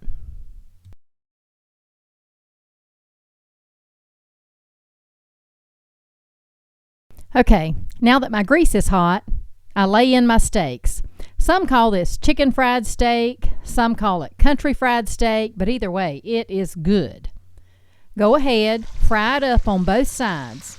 It really doesn't take much oil because it is so thin. Fry it up until it's golden brown and crispy. It won't take long. When your steak is done, place them on a cooling rack, and then when you're all done frying, you can place the cooling rack in a 200-degree oven until you're ready to serve your steaks. Now, let's get this country gravy started. I heat a skillet on the stove, and I add my butter. Once that butter has melted, then I add my flour, and I've used self-rising and all-purpose. They both work well. Then I add plenty of salt, pepper, and garlic powder. You do not want your gravy to be bland. I stir that around until the flour has incorporated into the butter, and I cook it until it is a very light shade of brown. I want to cook the raw flour, but I'm not making brown gravy here. Once I've achieved the correct color, then I add my chicken stock.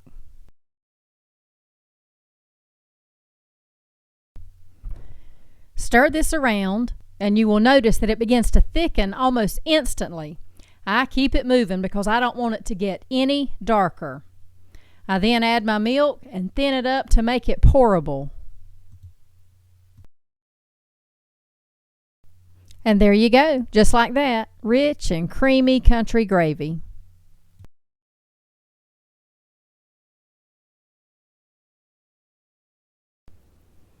Now, just pour it over your steak and don't forget to add plenty of black pepper. I hope y'all enjoyed watching this video and in turn make this dish for your family. If you do, leave me a comment and let me know how your family liked it. If you enjoy simple Southern cooking, be sure to like and subscribe and then check out my other videos. Talk to y'all later.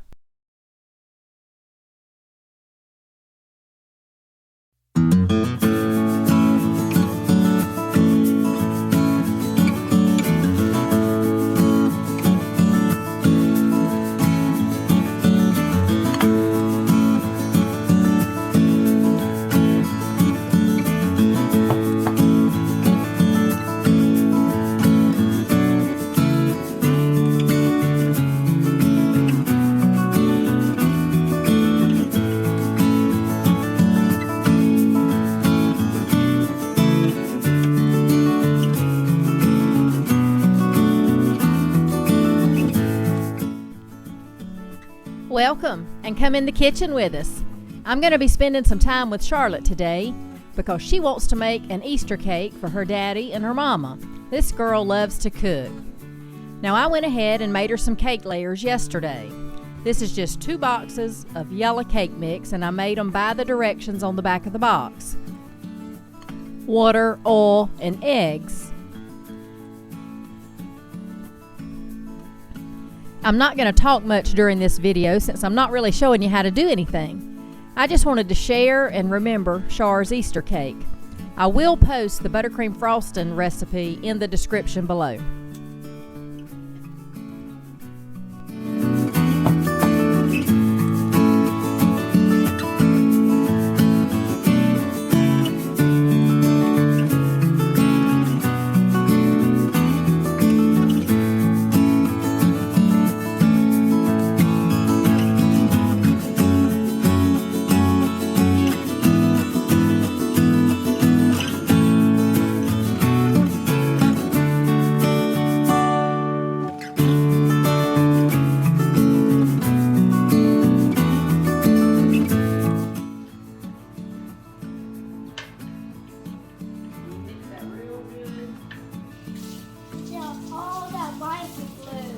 But what I want you to blue one. I want it to be pretty blue. Let's Why? see if that's gonna be blue enough, because we're gonna take that little bit and put it in the big container. So we want that really blue. Let me get another toothpick. I might put you a little more.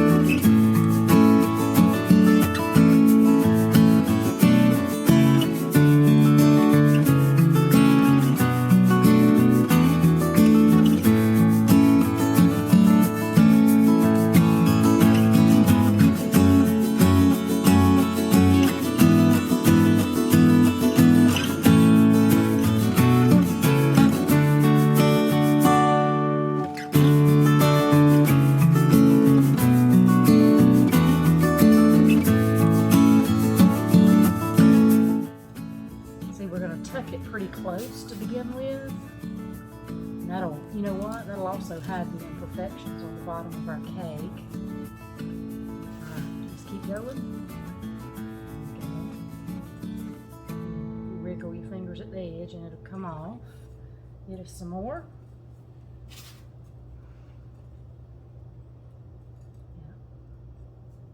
More. See, we got to go all the way around. Keep going.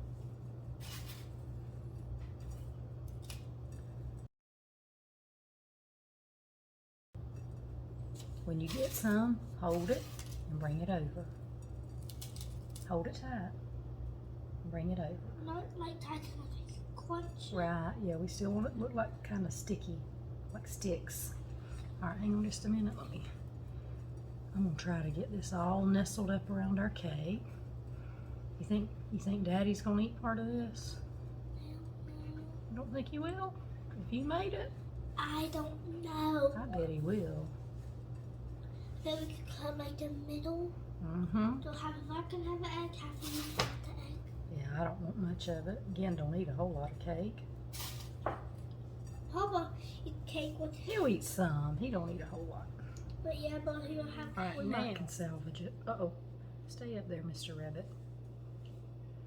No, Mr. Rabbit. Dodo missed us. I'll take that off for a minute. 3.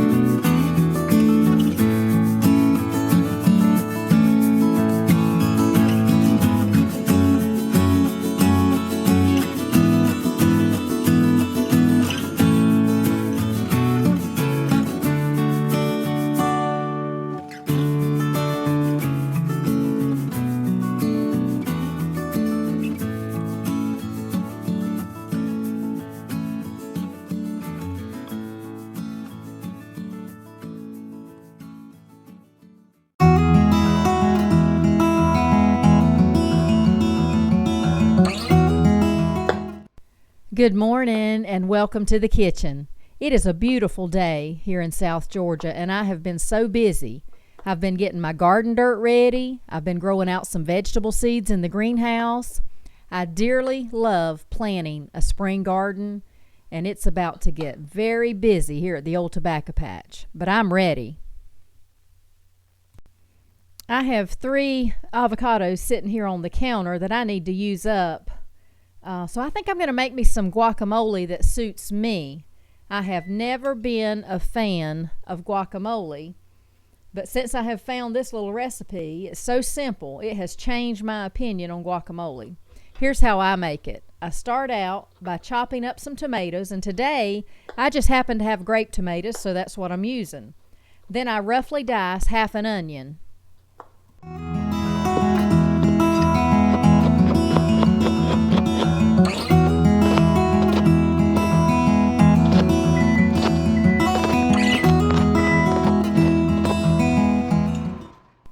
Like I mentioned before, my avocados were very ripe, so I had to use them today.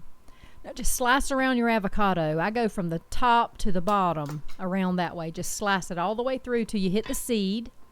Then twist the two halves apart, and they should come apart very easy. Remove the big avocado seed from the middle. I use a knife to remove the seed. Then you just take a spoon and scrape the flesh from the peeling.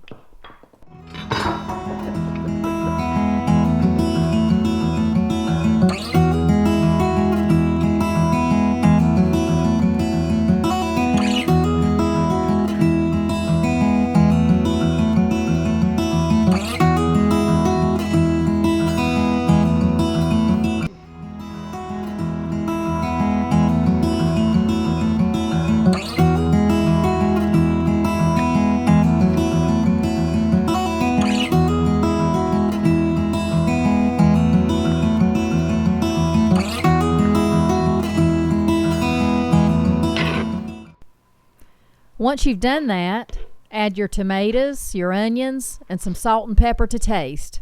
And if I have it on hand, I'll add a splash of lime juice. Now you'll notice I did not add cilantro. I have not learned to like cilantro. When I eat it, I think of dishwater. Isn't that funny?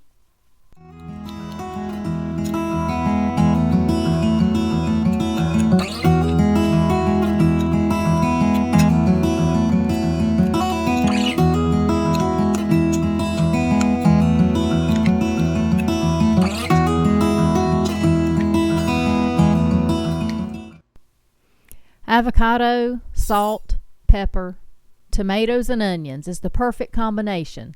And it's so simple. You really taste each individual ingredient. I gave it a quick taste and it was perfection. I covered it, set it in the fridge to chill, and it'll be a nice snack for later in the day. I do hope y'all are all having a great day and enjoying your weather as I am. We actually had a few 90-degree days at the end of February. That's living in the South. It was 39 this morning, and it should get up to 72 today. The sun's shining, the birds are singing, so I'm going to go out and enjoy it. Do me a favor and leave me a comment on how you feel about cilantro. I understand that it's one of those things you either love it or you hate it. I know which camp I'm in. Okay, I'm going to quit taking up your time, and I'll talk to y'all in the next video. Bye.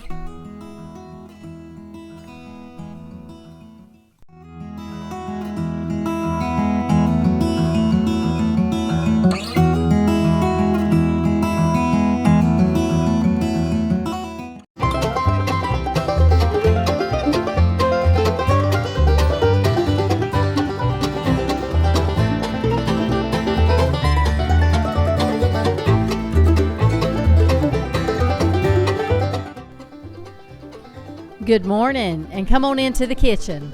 Happy Valentine's Day. I hope everyone is having a great day.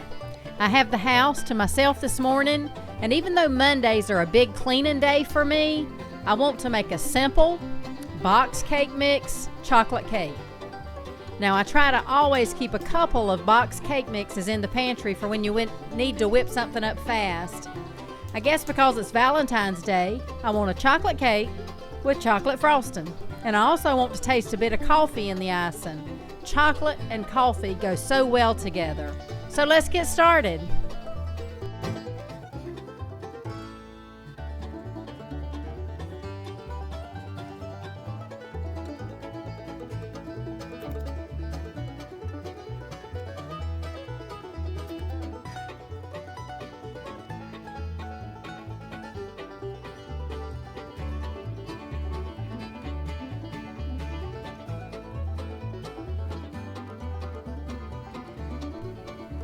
You can see I had a hard time keeping the shells out of my eggs today. I'm going to begin with 2 boxes of Devil's Food cake mixes. Pour those into your mixer. I'm using my stand mixer, but this batter is so thin you can easily use a hand mixer.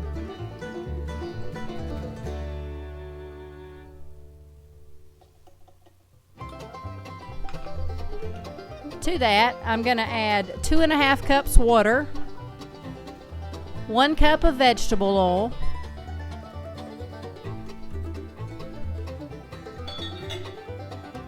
and 6 eggs. My hens just laid these this morning. Now you'll want to mix all of this well. I would start slow because there's a lot of liquid in this batter.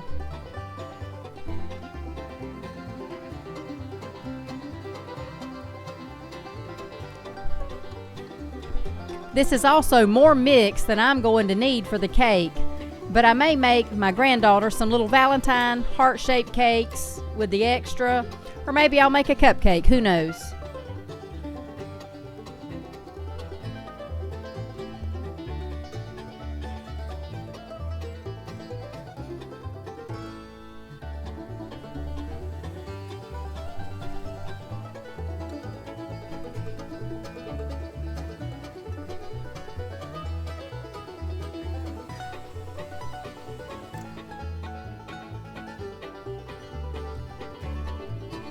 Once your batter is all mixed together, you're ready to put it in the baking pans. Now I sprayed mine with Baker's Joy, which is an equivalent to greasing and flouring, but for a little added measure, I put parchment disc in the bottom.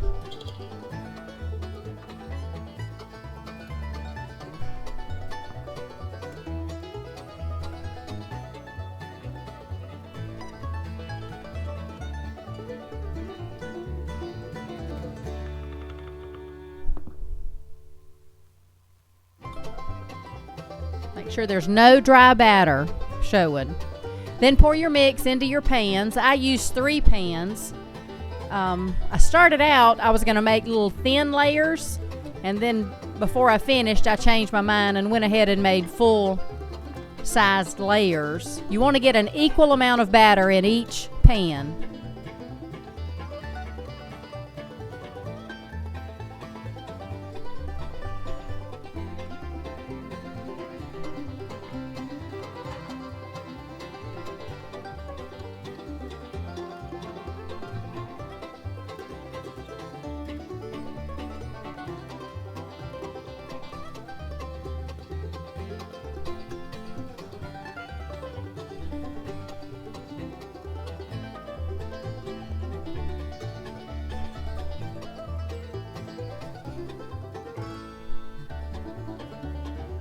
I knew that if I made a bunch of little thin layers, it would take me a lot more time, and like I said earlier, Monday is my cleaning day.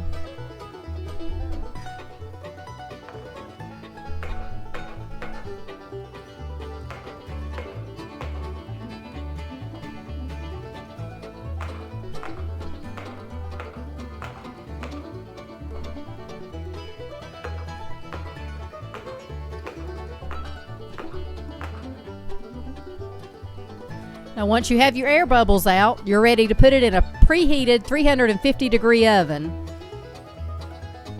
You'll want to let them bake until they spring back when touched, or until a toothpick inserted in the center comes out clean. Should be around 30 minutes.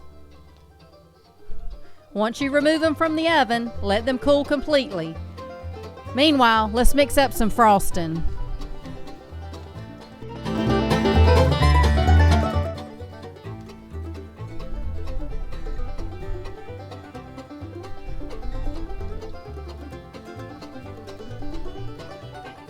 I started with a stick and a half of butter, which is what, 3/4 cups.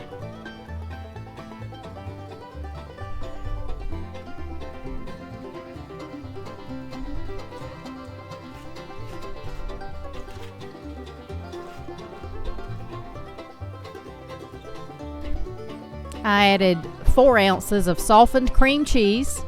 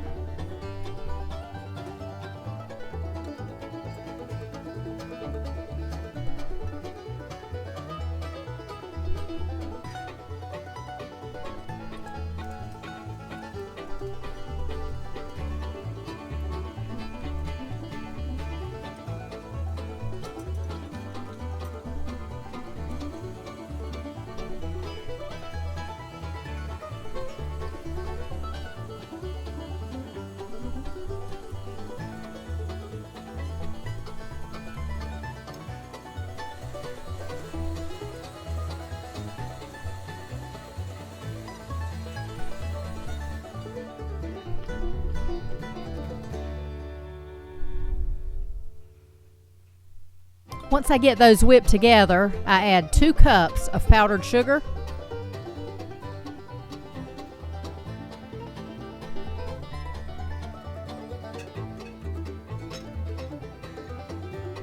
4 tablespoons of cocoa,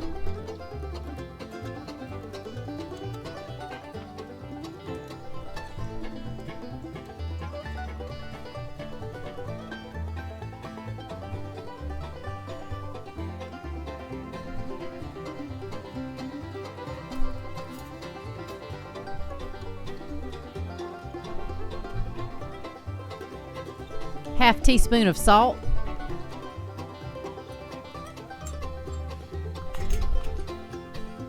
I think I wound up using 3 tablespoons of strong brewed coffee.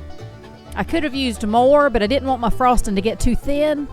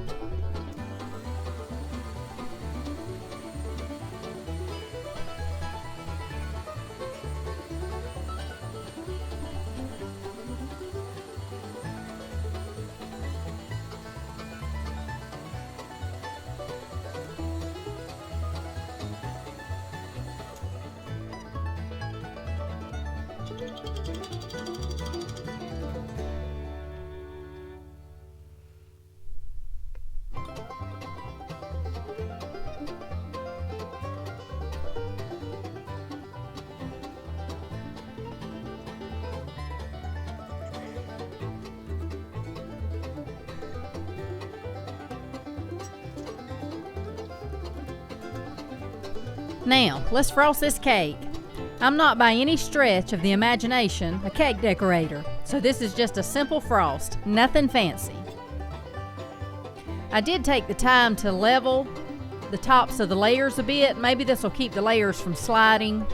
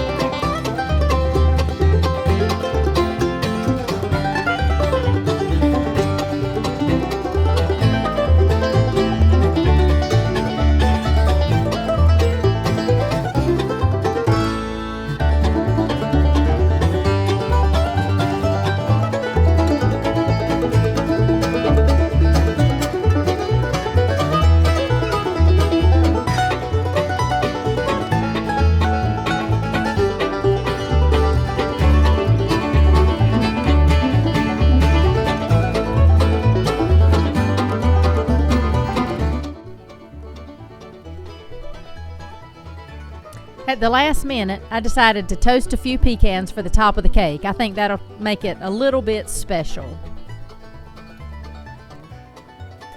And there it is, a simple box cake mix with a tasty chocolate coffee frosting to make it a little bit special, some toasted pecans. It doesn't take a lot of effort to let others know that you love them, and I think this cake will do just that. You will notice I did not cut it and taste it. That is because I'm giving it away. I did have enough layer trim pieces, frosting, and toasted pecans to mix them together and give it a taste. It was divine.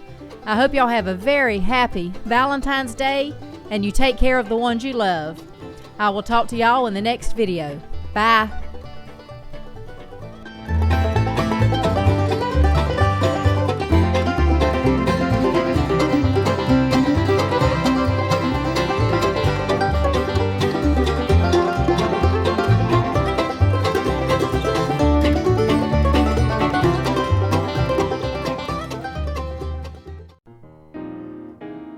So welcome and come on into the kitchen. Today I want to make a sour cream pound cake as we have no desserts made in the house at the moment. I have a large tub of sour cream in my refrigerator and I better find a way to use it. I also have a pot of potato soup simmering on the stove and I can put a little sour cream in there as well. Now, I want to build a cake collection of videos, so I'm going to start with this one. This is a Southern sour cream pound cake and it is so good. So let's get started. Let's start out by sifting our flour, baking soda, and salt together and set it to the side.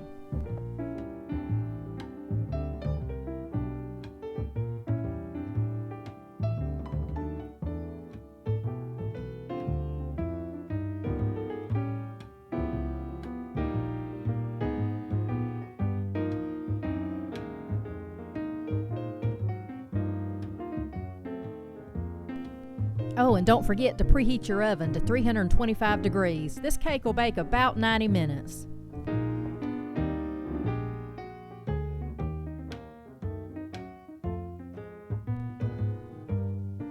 Now, let's move on to our wet ingredients. I'm going to add 3 sticks of softened butter, which is 1 1/2 cups, and 3 cups of sugar, and blend them together well.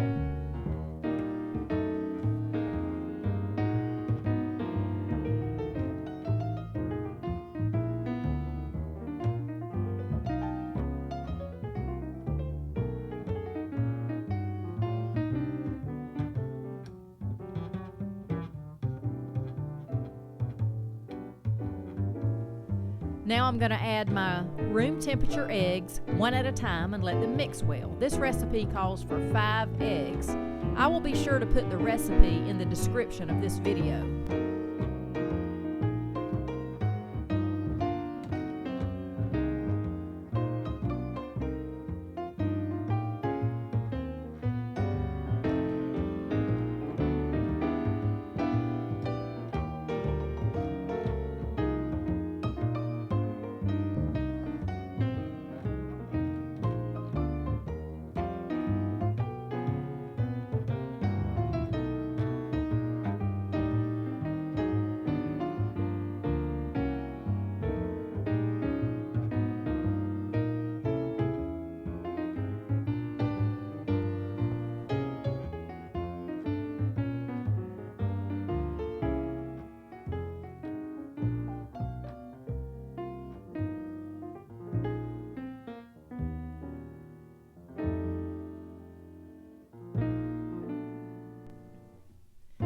Now I'm going to start alternating my wet and dry ingredients, a bit of flour and then some buttermilk and so forth until it's all incorporated.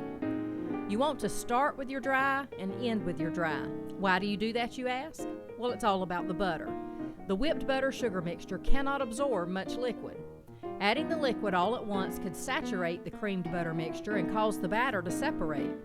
Adding all of the dry ingredients will cause the batter to be thick and likely result in overmixing, which will yield a tougher cake.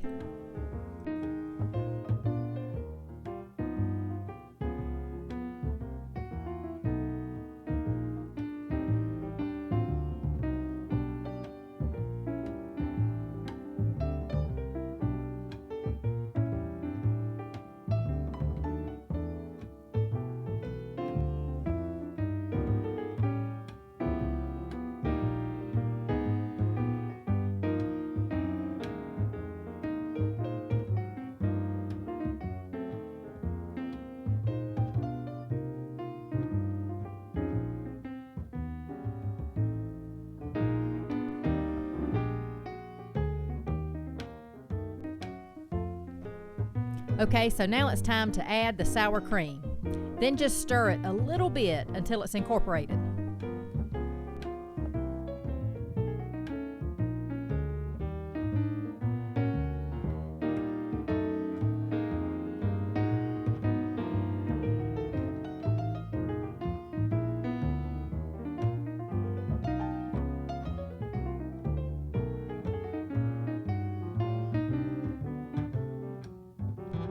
Now let's put it in our greased and floured bundt pan, and I hope this pan will hold all of the mix. I have a larger pan and I may need it.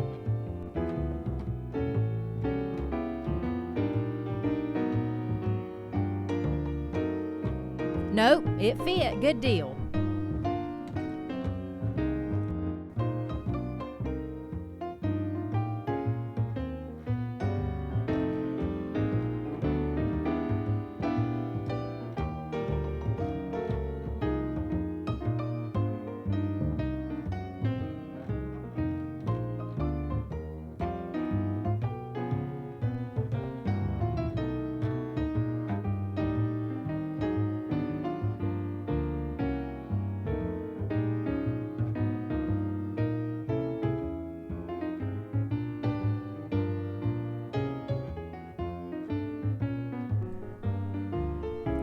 This Southern sour cream pound cake is always a favorite with a cup of coffee in the morning. My goodness, it is good. It is moist and velvety with a soft crumb and tastes downright heavenly by itself or topped with whipped cream and fruit. Give it a try and let me know what you think, and I will talk to y'all next video. Bye.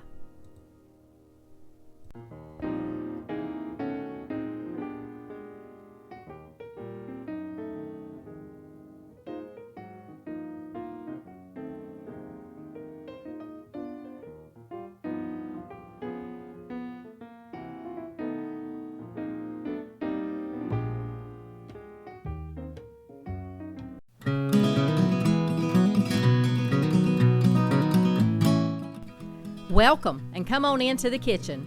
As you know, I have been cleaning out my pantry, and today I came across several cans of sweet potatoes. I thought I would try my hand at a sweet potato casserole. Now this is a dessert that is normally served along with the meal. It allows you to have a little bit of sweet and a little bit of salty all on the same plate. It's a staple dish here in the South, especially on holidays. Some will call this a souffle, but it is not. A souffle is a baked dish with a flavorful base mixed with beaten egg whites. When baked, air bubbles in the egg whites expand, puffing the souffle up over the top of the dish. As you will see, this will not happen here. I'm going to start out by opening and draining 3 15-ounce cans of sweet potatoes. I drained the syrup out of them.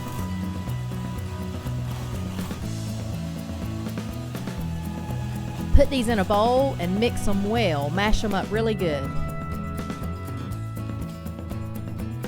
To that, I'm going to add 1 cup of white sugar and 2 large eggs. A dash of salt, a half cup of butter or 1 stick. And I'm going to mix well again.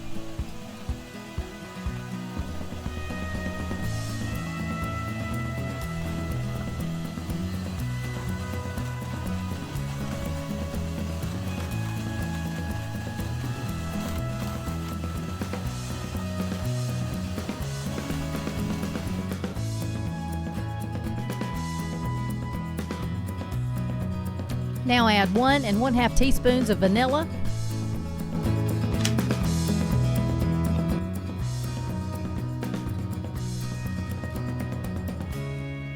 and then 1/2 cup of milk.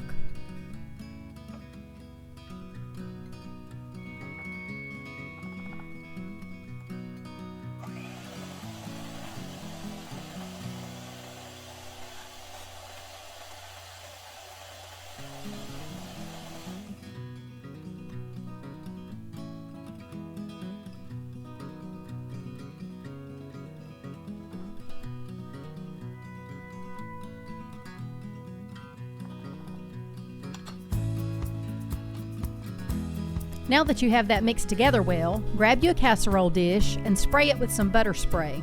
That'll help with the cleanup.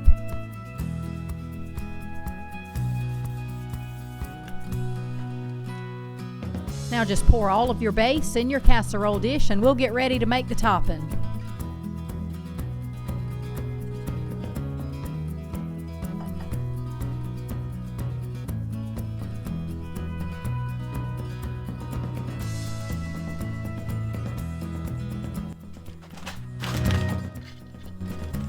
I'm going to start out by chopping, about a cup of pecans.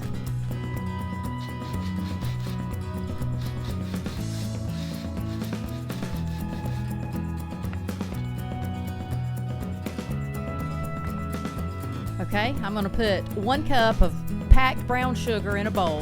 Then I'm going to put my 1 cup of chopped pecans in there, and I'm going to start mixing this together. I need a bigger bowl though.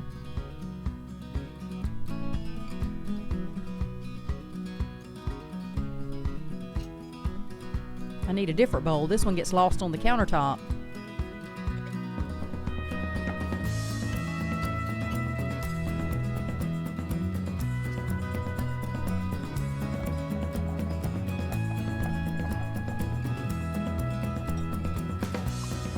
All right, to that I'm going to add 1/2 cup of all-purpose flour.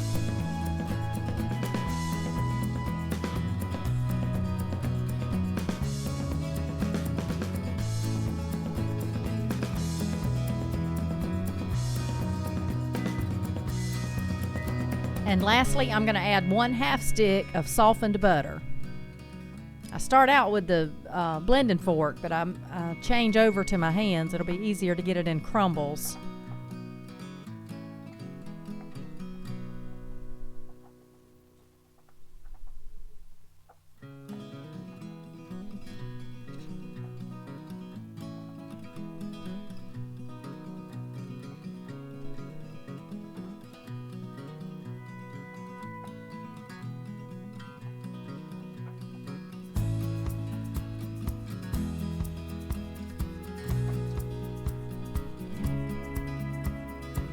Sprinkle on the top of your sweet potato mixture, and you're going to bake it in a 350-degree oven. I'm going to say about 40 minutes.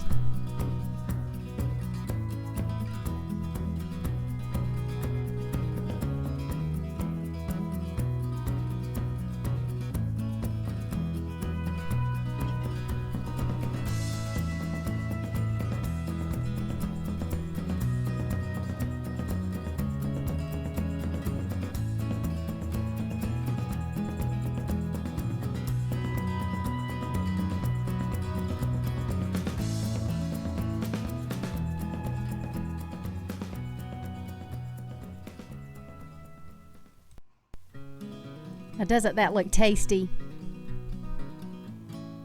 I'm going to go ahead and dip some on a plate. It's really too hot to taste. It is smoking. And once you let it come to room temperature, it will not be as juicy, as drippy.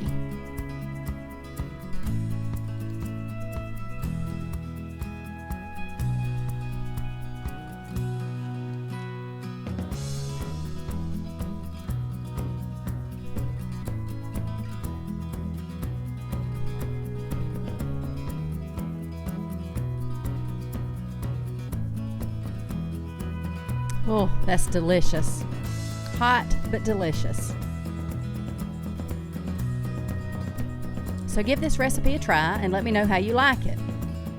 Tell me how you make your sweet potatoes. Anyway, I hope y'all enjoy it, and I'll talk to y'all in the next video. Bye.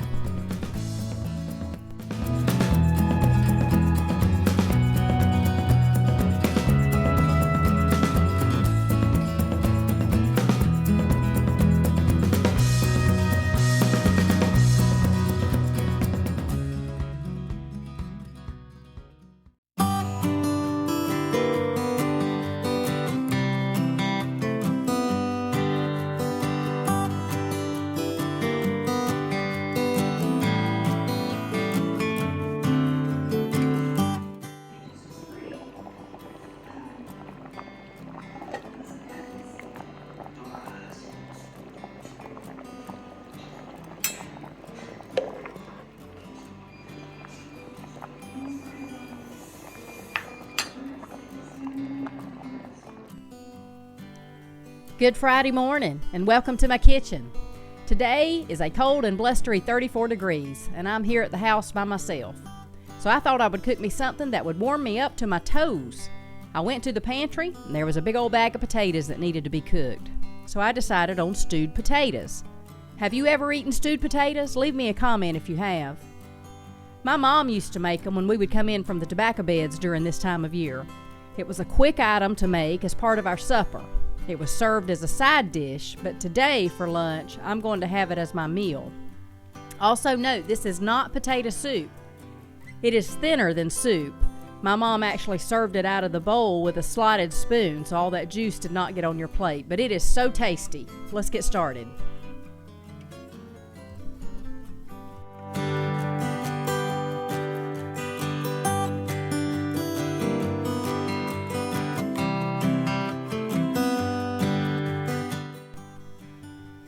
I'm peeling 4 or 5 small potatoes, which is more than I need, but these potatoes needed to be used. Once you have them washed, cut them up in small chunks like you see me doing here.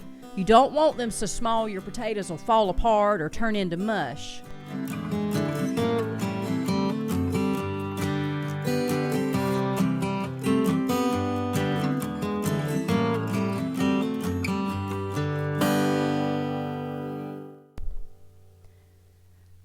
Now put all your chopped potatoes in your pot and cover with water.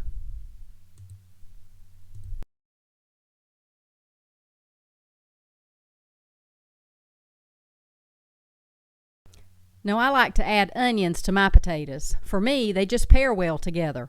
My favorite is a Vidalia onion, but this sweet yellow onion is good too. I just cut it in chunks just like I did my potatoes.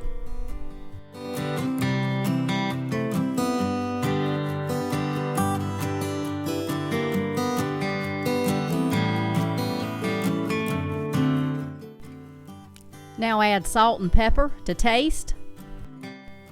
Now I have been known to add some bacon drippings at this point, but I didn't have any today. I did have some chicken broth base.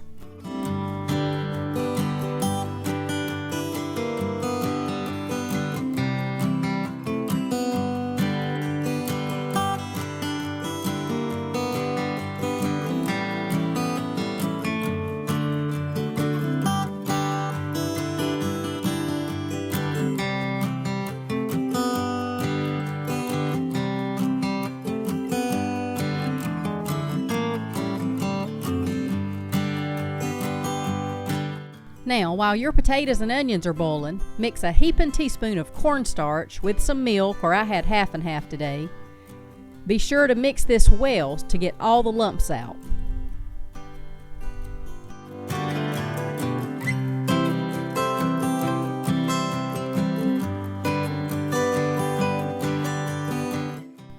Add to your potatoes and let simmer for a few more minutes. This will thicken your broth nicely.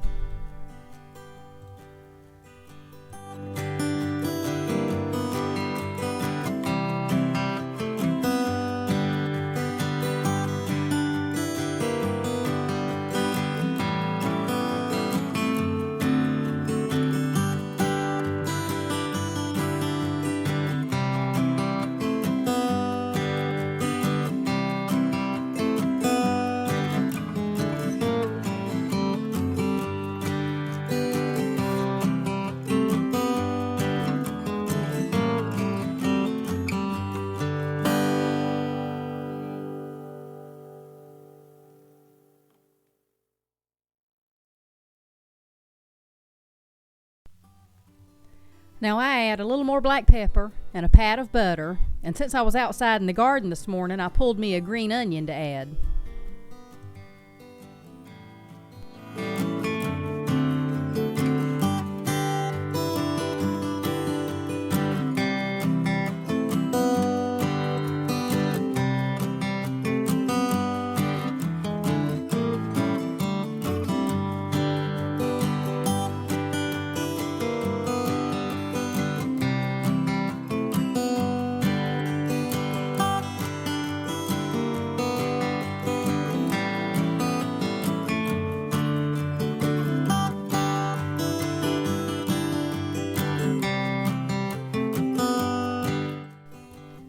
Oh my goodness, that is good. Never underestimate the lowly potato. It can feed you in so many different ways. I hope y'all give this side dish a try and let me know what you think of it. And I'll talk to y'all in the next video. Bye.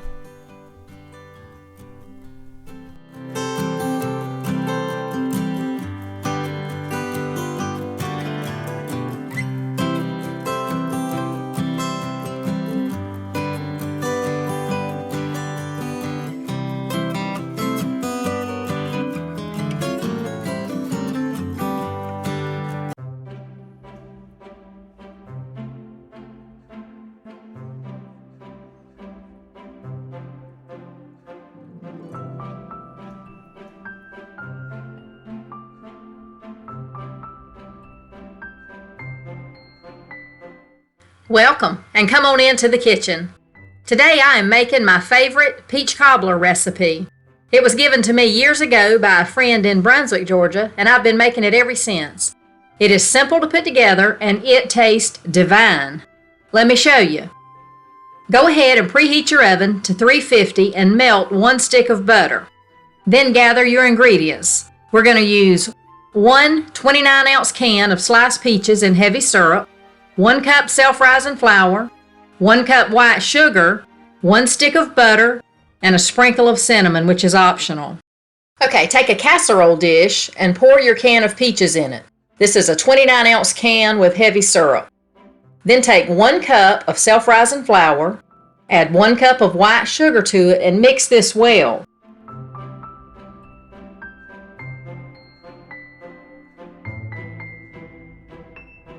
Then take about 1/4 of your melted butter, now this is 1 stick of butter, and mix that into your sugar flour mixture. It's not enough to wet it, but it'll make gummy little bits in there.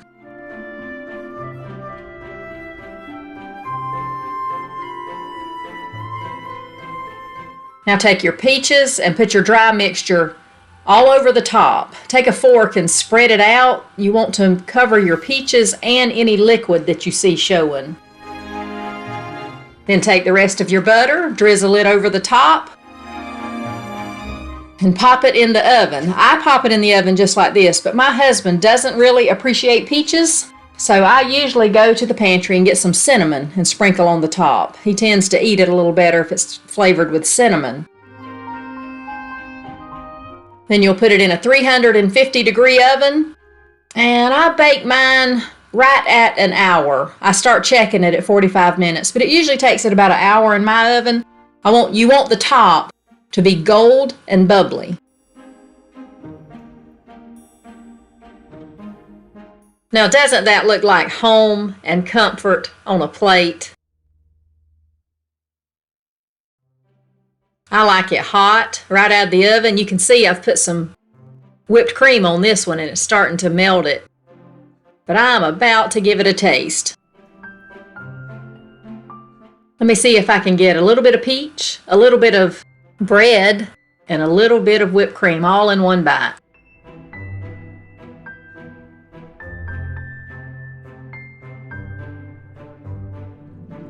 Oh, the house smells like heaven.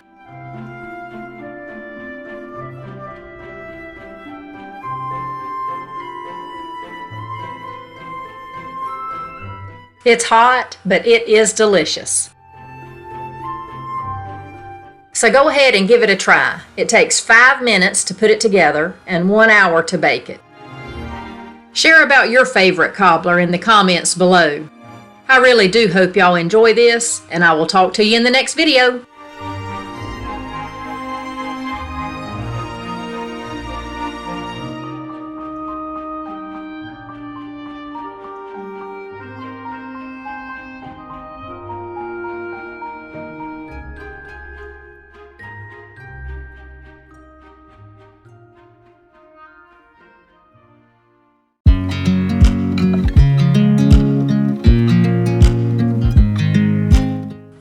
Welcome, and come on into the kitchen. I'm still cleaning out the pantry, and today I have puff pastry and apple pie filling, so I'm going to make hand pies in the air fryer. On a lightly floured surface, you're going to take out your store-bought pastry. I use the Pepperidge Farm puff pastry sheets. Cut on on the score marks of the pastry, and that will give you 3 long rectangles. Then turn and cut that crosswise, and you'll wind up with 6 pieces of dough.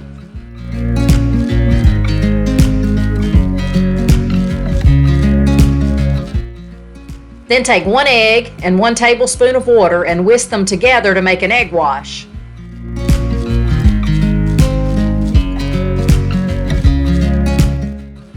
Then take your egg wash and paint all along the edges of the pastry rectangles. This will help seal in our filling.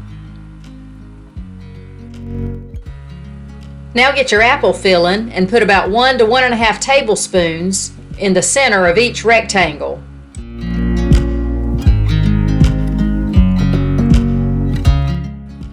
Now I wanted to sweeten my canned apple pie filling, so I sprinkled a little extra cinnamon sugar in the mix. Then you're going to put the second half of the pastry on top of your fruit filling. As you can see, I got a little too much flour on the backs of my pastries, but you can just brush it off. Then you're going to seal it with the tines of a fork that has been dipped in flour. Now go ahead and press gently on each side. This will help seal the contents and it makes it prettier.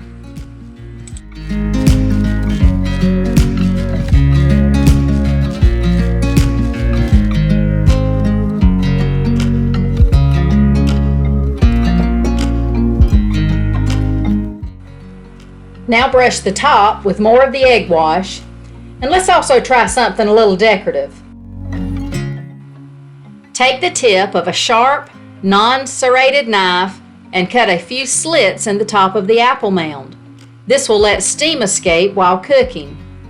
And then with a spatula that has also been dipped in flour, gently place in a sprayed air fryer basket.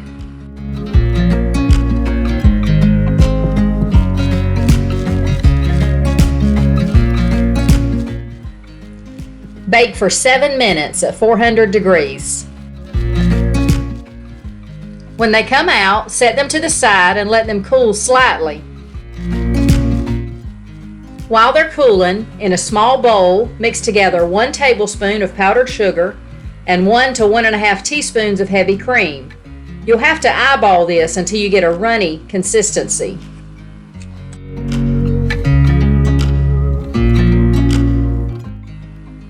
Now take a fork and give your pastries a nice drizzle. Just a zigzag, haphazard motion is fine. Now just sit back and watch everybody ooh and ah. They are so delicious, decadent even. With a light, flaky pastry, mixed with these warm cinnamon apples, and of course the gooey glaze on top, what could be better? Now I'm going to make a cup of coffee, grab one of these pastries, and out the door I go. Talk to y'all next time.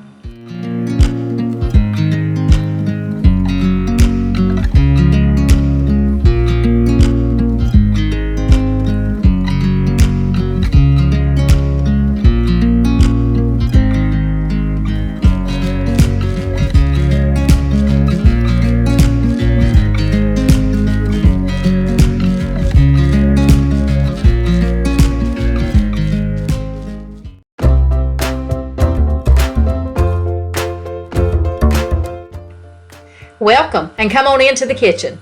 You know, since the beginning of the year, I have been cleaning out the pantry. Today, I'm going to be making peanut butter Rice Krispie treats. This recipe was introduced to me when I got married. I'd never eaten them before that. My mom made Rice Krispie treats, but they were always made with marshmallows. But I've learned to love this version just as well. Start out by heating 1 cup of corn syrup on the stove. Once you get it warmed up, then add 1 cup of peanut butter. I like to warm the syrup and peanut butter because it makes mixing the Rice Krispies much easier.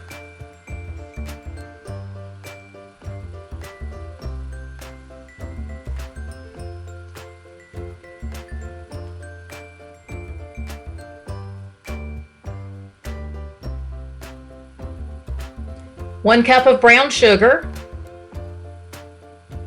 You can see as the syrup gets thinner and thinner that everything incorporates much better. You don't want your mixture to boil though, because it'll make your Rice Krispie treats too hard or too chewy in the end.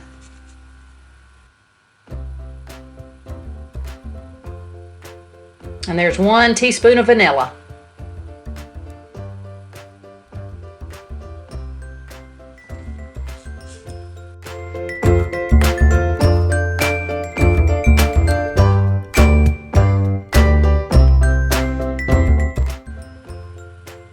Then comes 6 cups of Rice Krispie treats. Now mix them in well so that they're good and coated.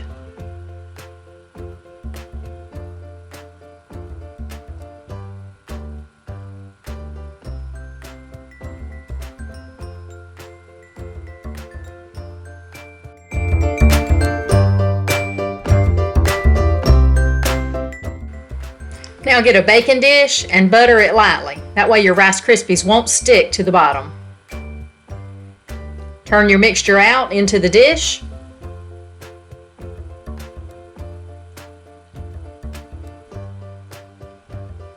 And start pressing.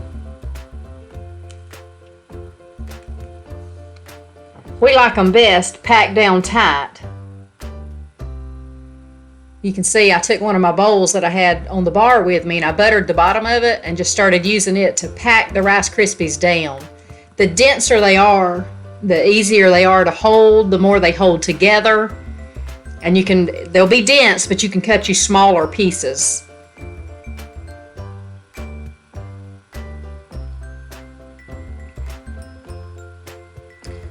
Once you have them packed in well, just cover them with saran wrap and put them in the fridge to cool.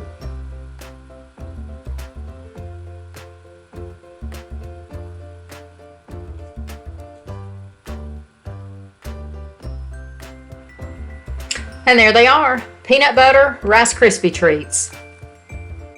As you can see in these shots, I made some peanut butter ones and some vanilla drizzled ones. I also found some pink and white marshmallows in the pantry, so I made a small pan of pink treats for my granddaughter. Oh, how is it? Good. Good. You like the pink ones? And the peanut butter. You like the peanut butter too? Mm-hmm. All right, bye. Bye. Bye. Bye. So if you have never tried peanut butter Rice Krispie treats, do so. They're wonderful. Talk to y'all next time.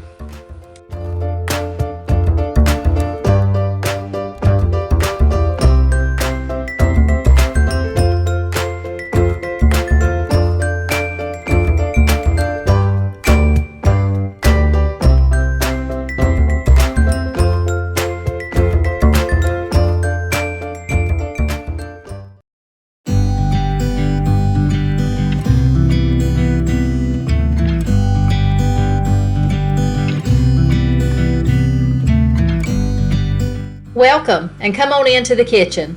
Today I'm going to show you how I make 2-ingredient biscuits. If you want to make homemade biscuits for your family and just haven't mastered the old way, let me help you. This is a soft, tender biscuit that just begs to be on a breakfast platter or a hearty suppertime plate. Let's start out by greasing our skillet. I used butter flavored Crisco. You don't have to use a skillet, it's just what I like. Then get a bowl and add 2 cups of self-rising flour. I use White Lily. Then start adding your liquid. I'm using heavy whipping cream because it has a high fat content. And for 2 cups of flour, I used 1 1/2 cups of whipping cream. You just keep combining this until it all pulls together.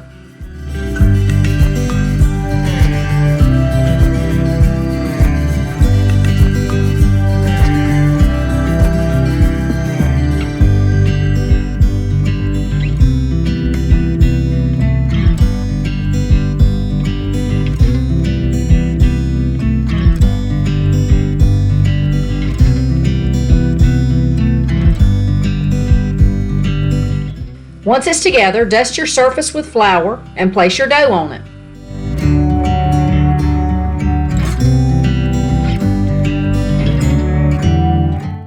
I mostly just gather it together, fold it a couple of times, and pat it down.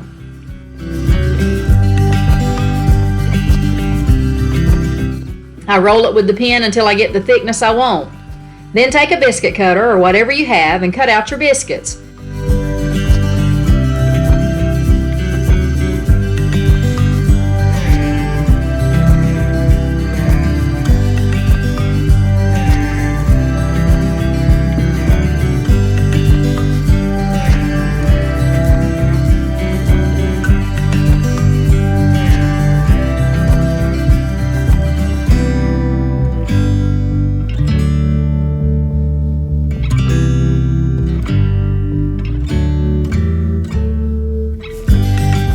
This particular recipe made 9 biscuits.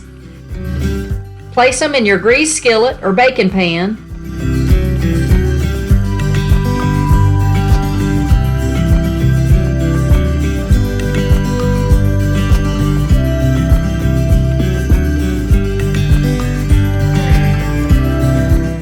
I pat the top of my biscuits with whipping cream. I just like the way it makes them look when they're baked.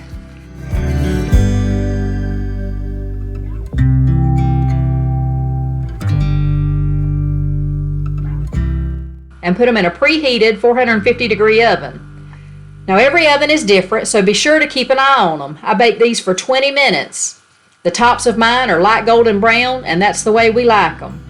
Slather some butter on the tops and eat them warm. You can also turn your biscuits out on a plate to stop the bottoms from sweating.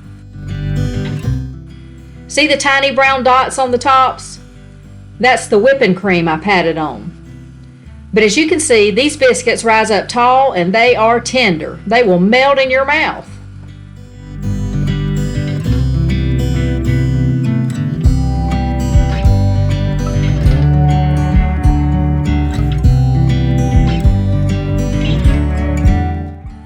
Oh yes, very tender. They taste great and you can whip them up in just a few minutes. Give them a try and let me know what you think. I bet they'll impress your family. I will post the recipe in the description of this video. And until we meet again in the kitchen, keep cooking what you love. Thank you so much for watching.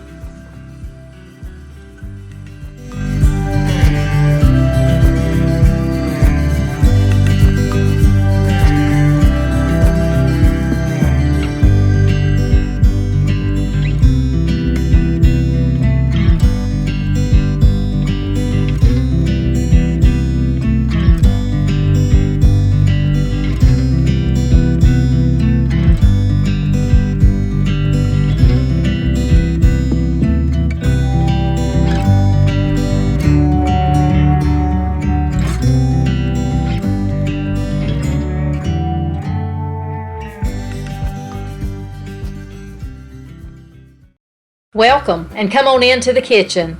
Today is cold and windy and I want old-fashioned comfort food.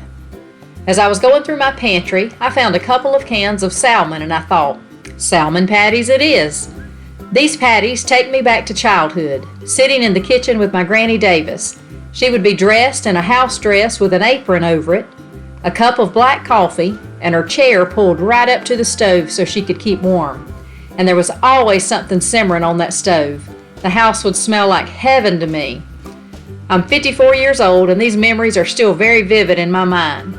She was always very kind to me and would cook anything I could ask for. I have the sweetest memories of her. But anyway, I could reminisce all day. Let's get started. I'm going to start by prepping my salmon. I opened the can and drained the liquid out. I may need to use this later in the dish. I empty my can of salmon into a bowl where I can look it over. I take any bones that I see out, and if there's excessive skin on it, I will remove that as well.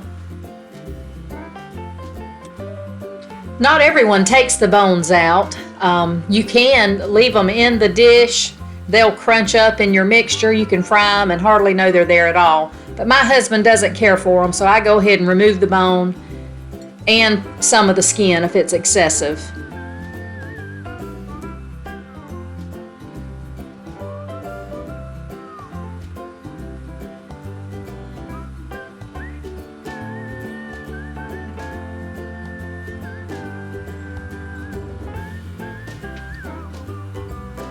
Once the bones are removed, I just crumble the fillets up in my bowl and get ready for the remainder of the ingredients. Now this recipe calls for 1 can of salmon, 1/4 of a medium yellow onion, 2 green onions, 1 raw egg, a ½ teaspoon salt, a 1/4 teaspoon pepper, 1/2 cup self-rising flour, 1/8 cup cornmeal mix, 1/4 teaspoon of cayenne pepper. Now to my salmon, I'm going to add 1 beaten egg,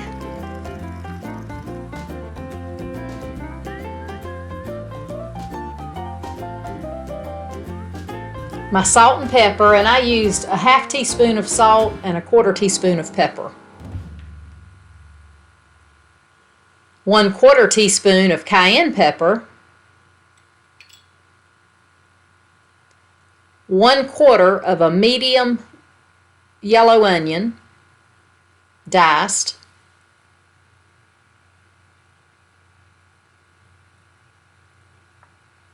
And I ran to the garden and grabbed 2 green onions and chopped them up.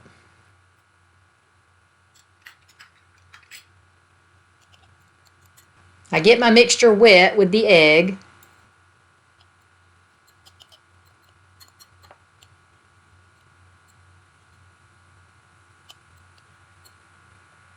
Now I'm going to add 1/8 cup of cornmeal mix and 1/2 cup of self-rising flour. You want your mix to be dry in the end. I reserved some of the salmon liquid in case it was too dry and I needed to wet it, but I did not in this case. Now I'm going to add a 1/4 inch of vegetable oil to a skillet, and I'm going to bring that up to a medium-high heat. Now to check my oil temperature, I take a tiny piece of my salmon mixture and drop it in the oil. If it starts frying, then I know my oil is ready.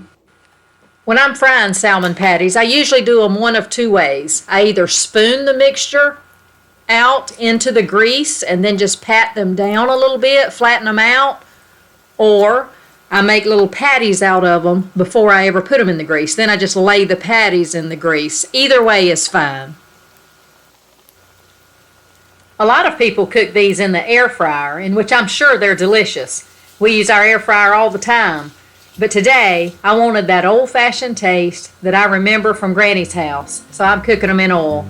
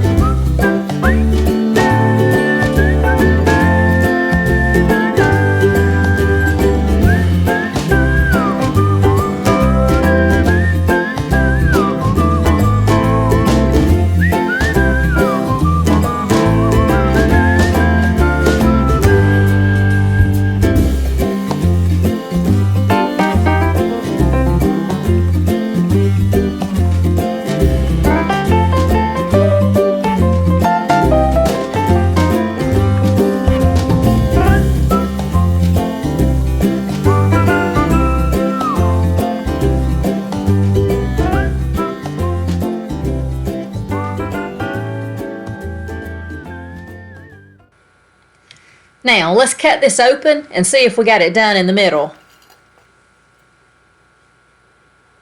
Yep, look at there. No raw batter.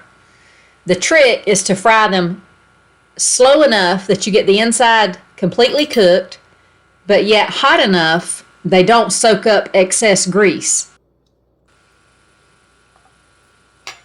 Now that's good. Takes me right back to my childhood. This recipe has plenty of onion flavor and it's not too fishy. I love it. These patties are great served with biscuit and gravy, or grits and eggs, creamed potatoes, or my favorite is what I call a spring garden plate, which consists of sliced tomatoes, sliced cucumbers, a fresh biscuit with a slight slather of Blackburn made syrup on it. Now that is tasty. I hope you give this recipe a try, and in the comments, tell me what food reminds you of your childhood. If you enjoyed this video, please consider subscribing because I would love for you to join me in the kitchen. Thank you so much for watching, and I will talk to you on the next video.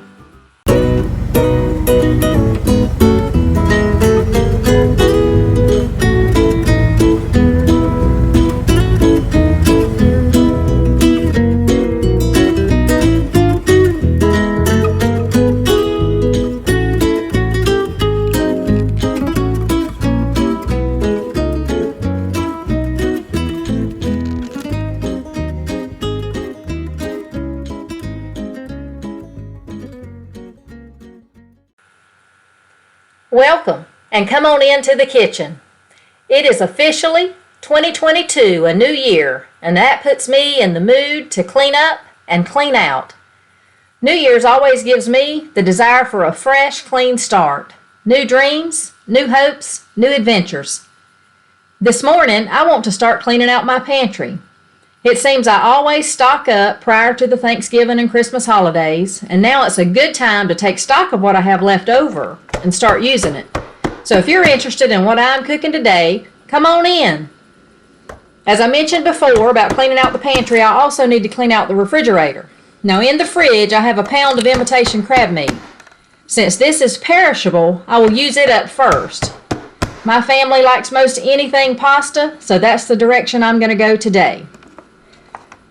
This recipe is called creamy pasta with imitation crab. You need 2 tablespoons of olive oil, 1 medium onion diced, 2 tablespoons of garlic minced, 1 pound of imitation crab meat diced, 1 16-ounce package of rotini pasta, 1 cup of half and half, 1/2 cup chopped green onions, 1/3 cup grated Parmesan cheese. I used 5 ounces. And I'll put the recipe in the description below. Let me start out by bringing 4 quarts of slightly salted water to a boil. Once it's to a rolling boil, we'll add the pasta. But meanwhile, I'm going to dice 1 medium yellow onion, and then I stepped out to the garden and I've got some onions planted that should be ready this spring, and I pulled some small ones for green onions. Now let's get a pan hot, and I'm going to add 2 tablespoons of olive oil. Once that oil is hot, I'll then add my onions and cook over medium heat until translucent, which takes about 5 minutes.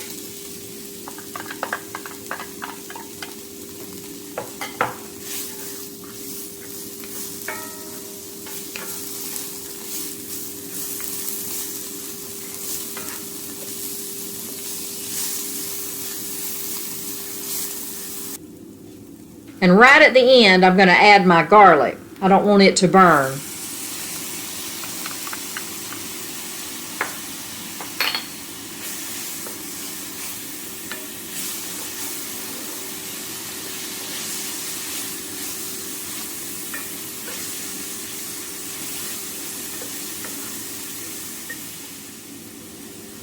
After that, stir in your chopped crab meat and heat that for about 2 minutes.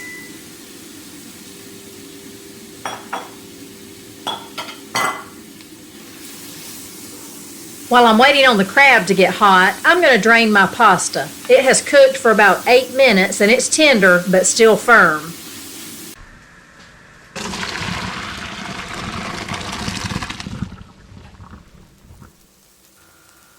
Now come back to your crab mixture and add 1 cup of half and half.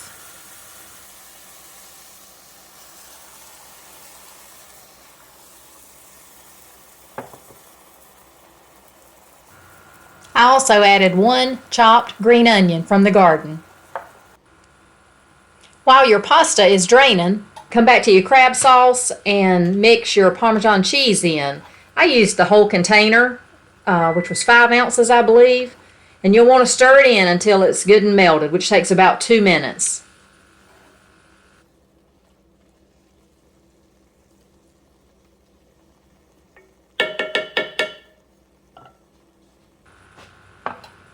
And here's today's lunch, creamy pasta with imitation crab.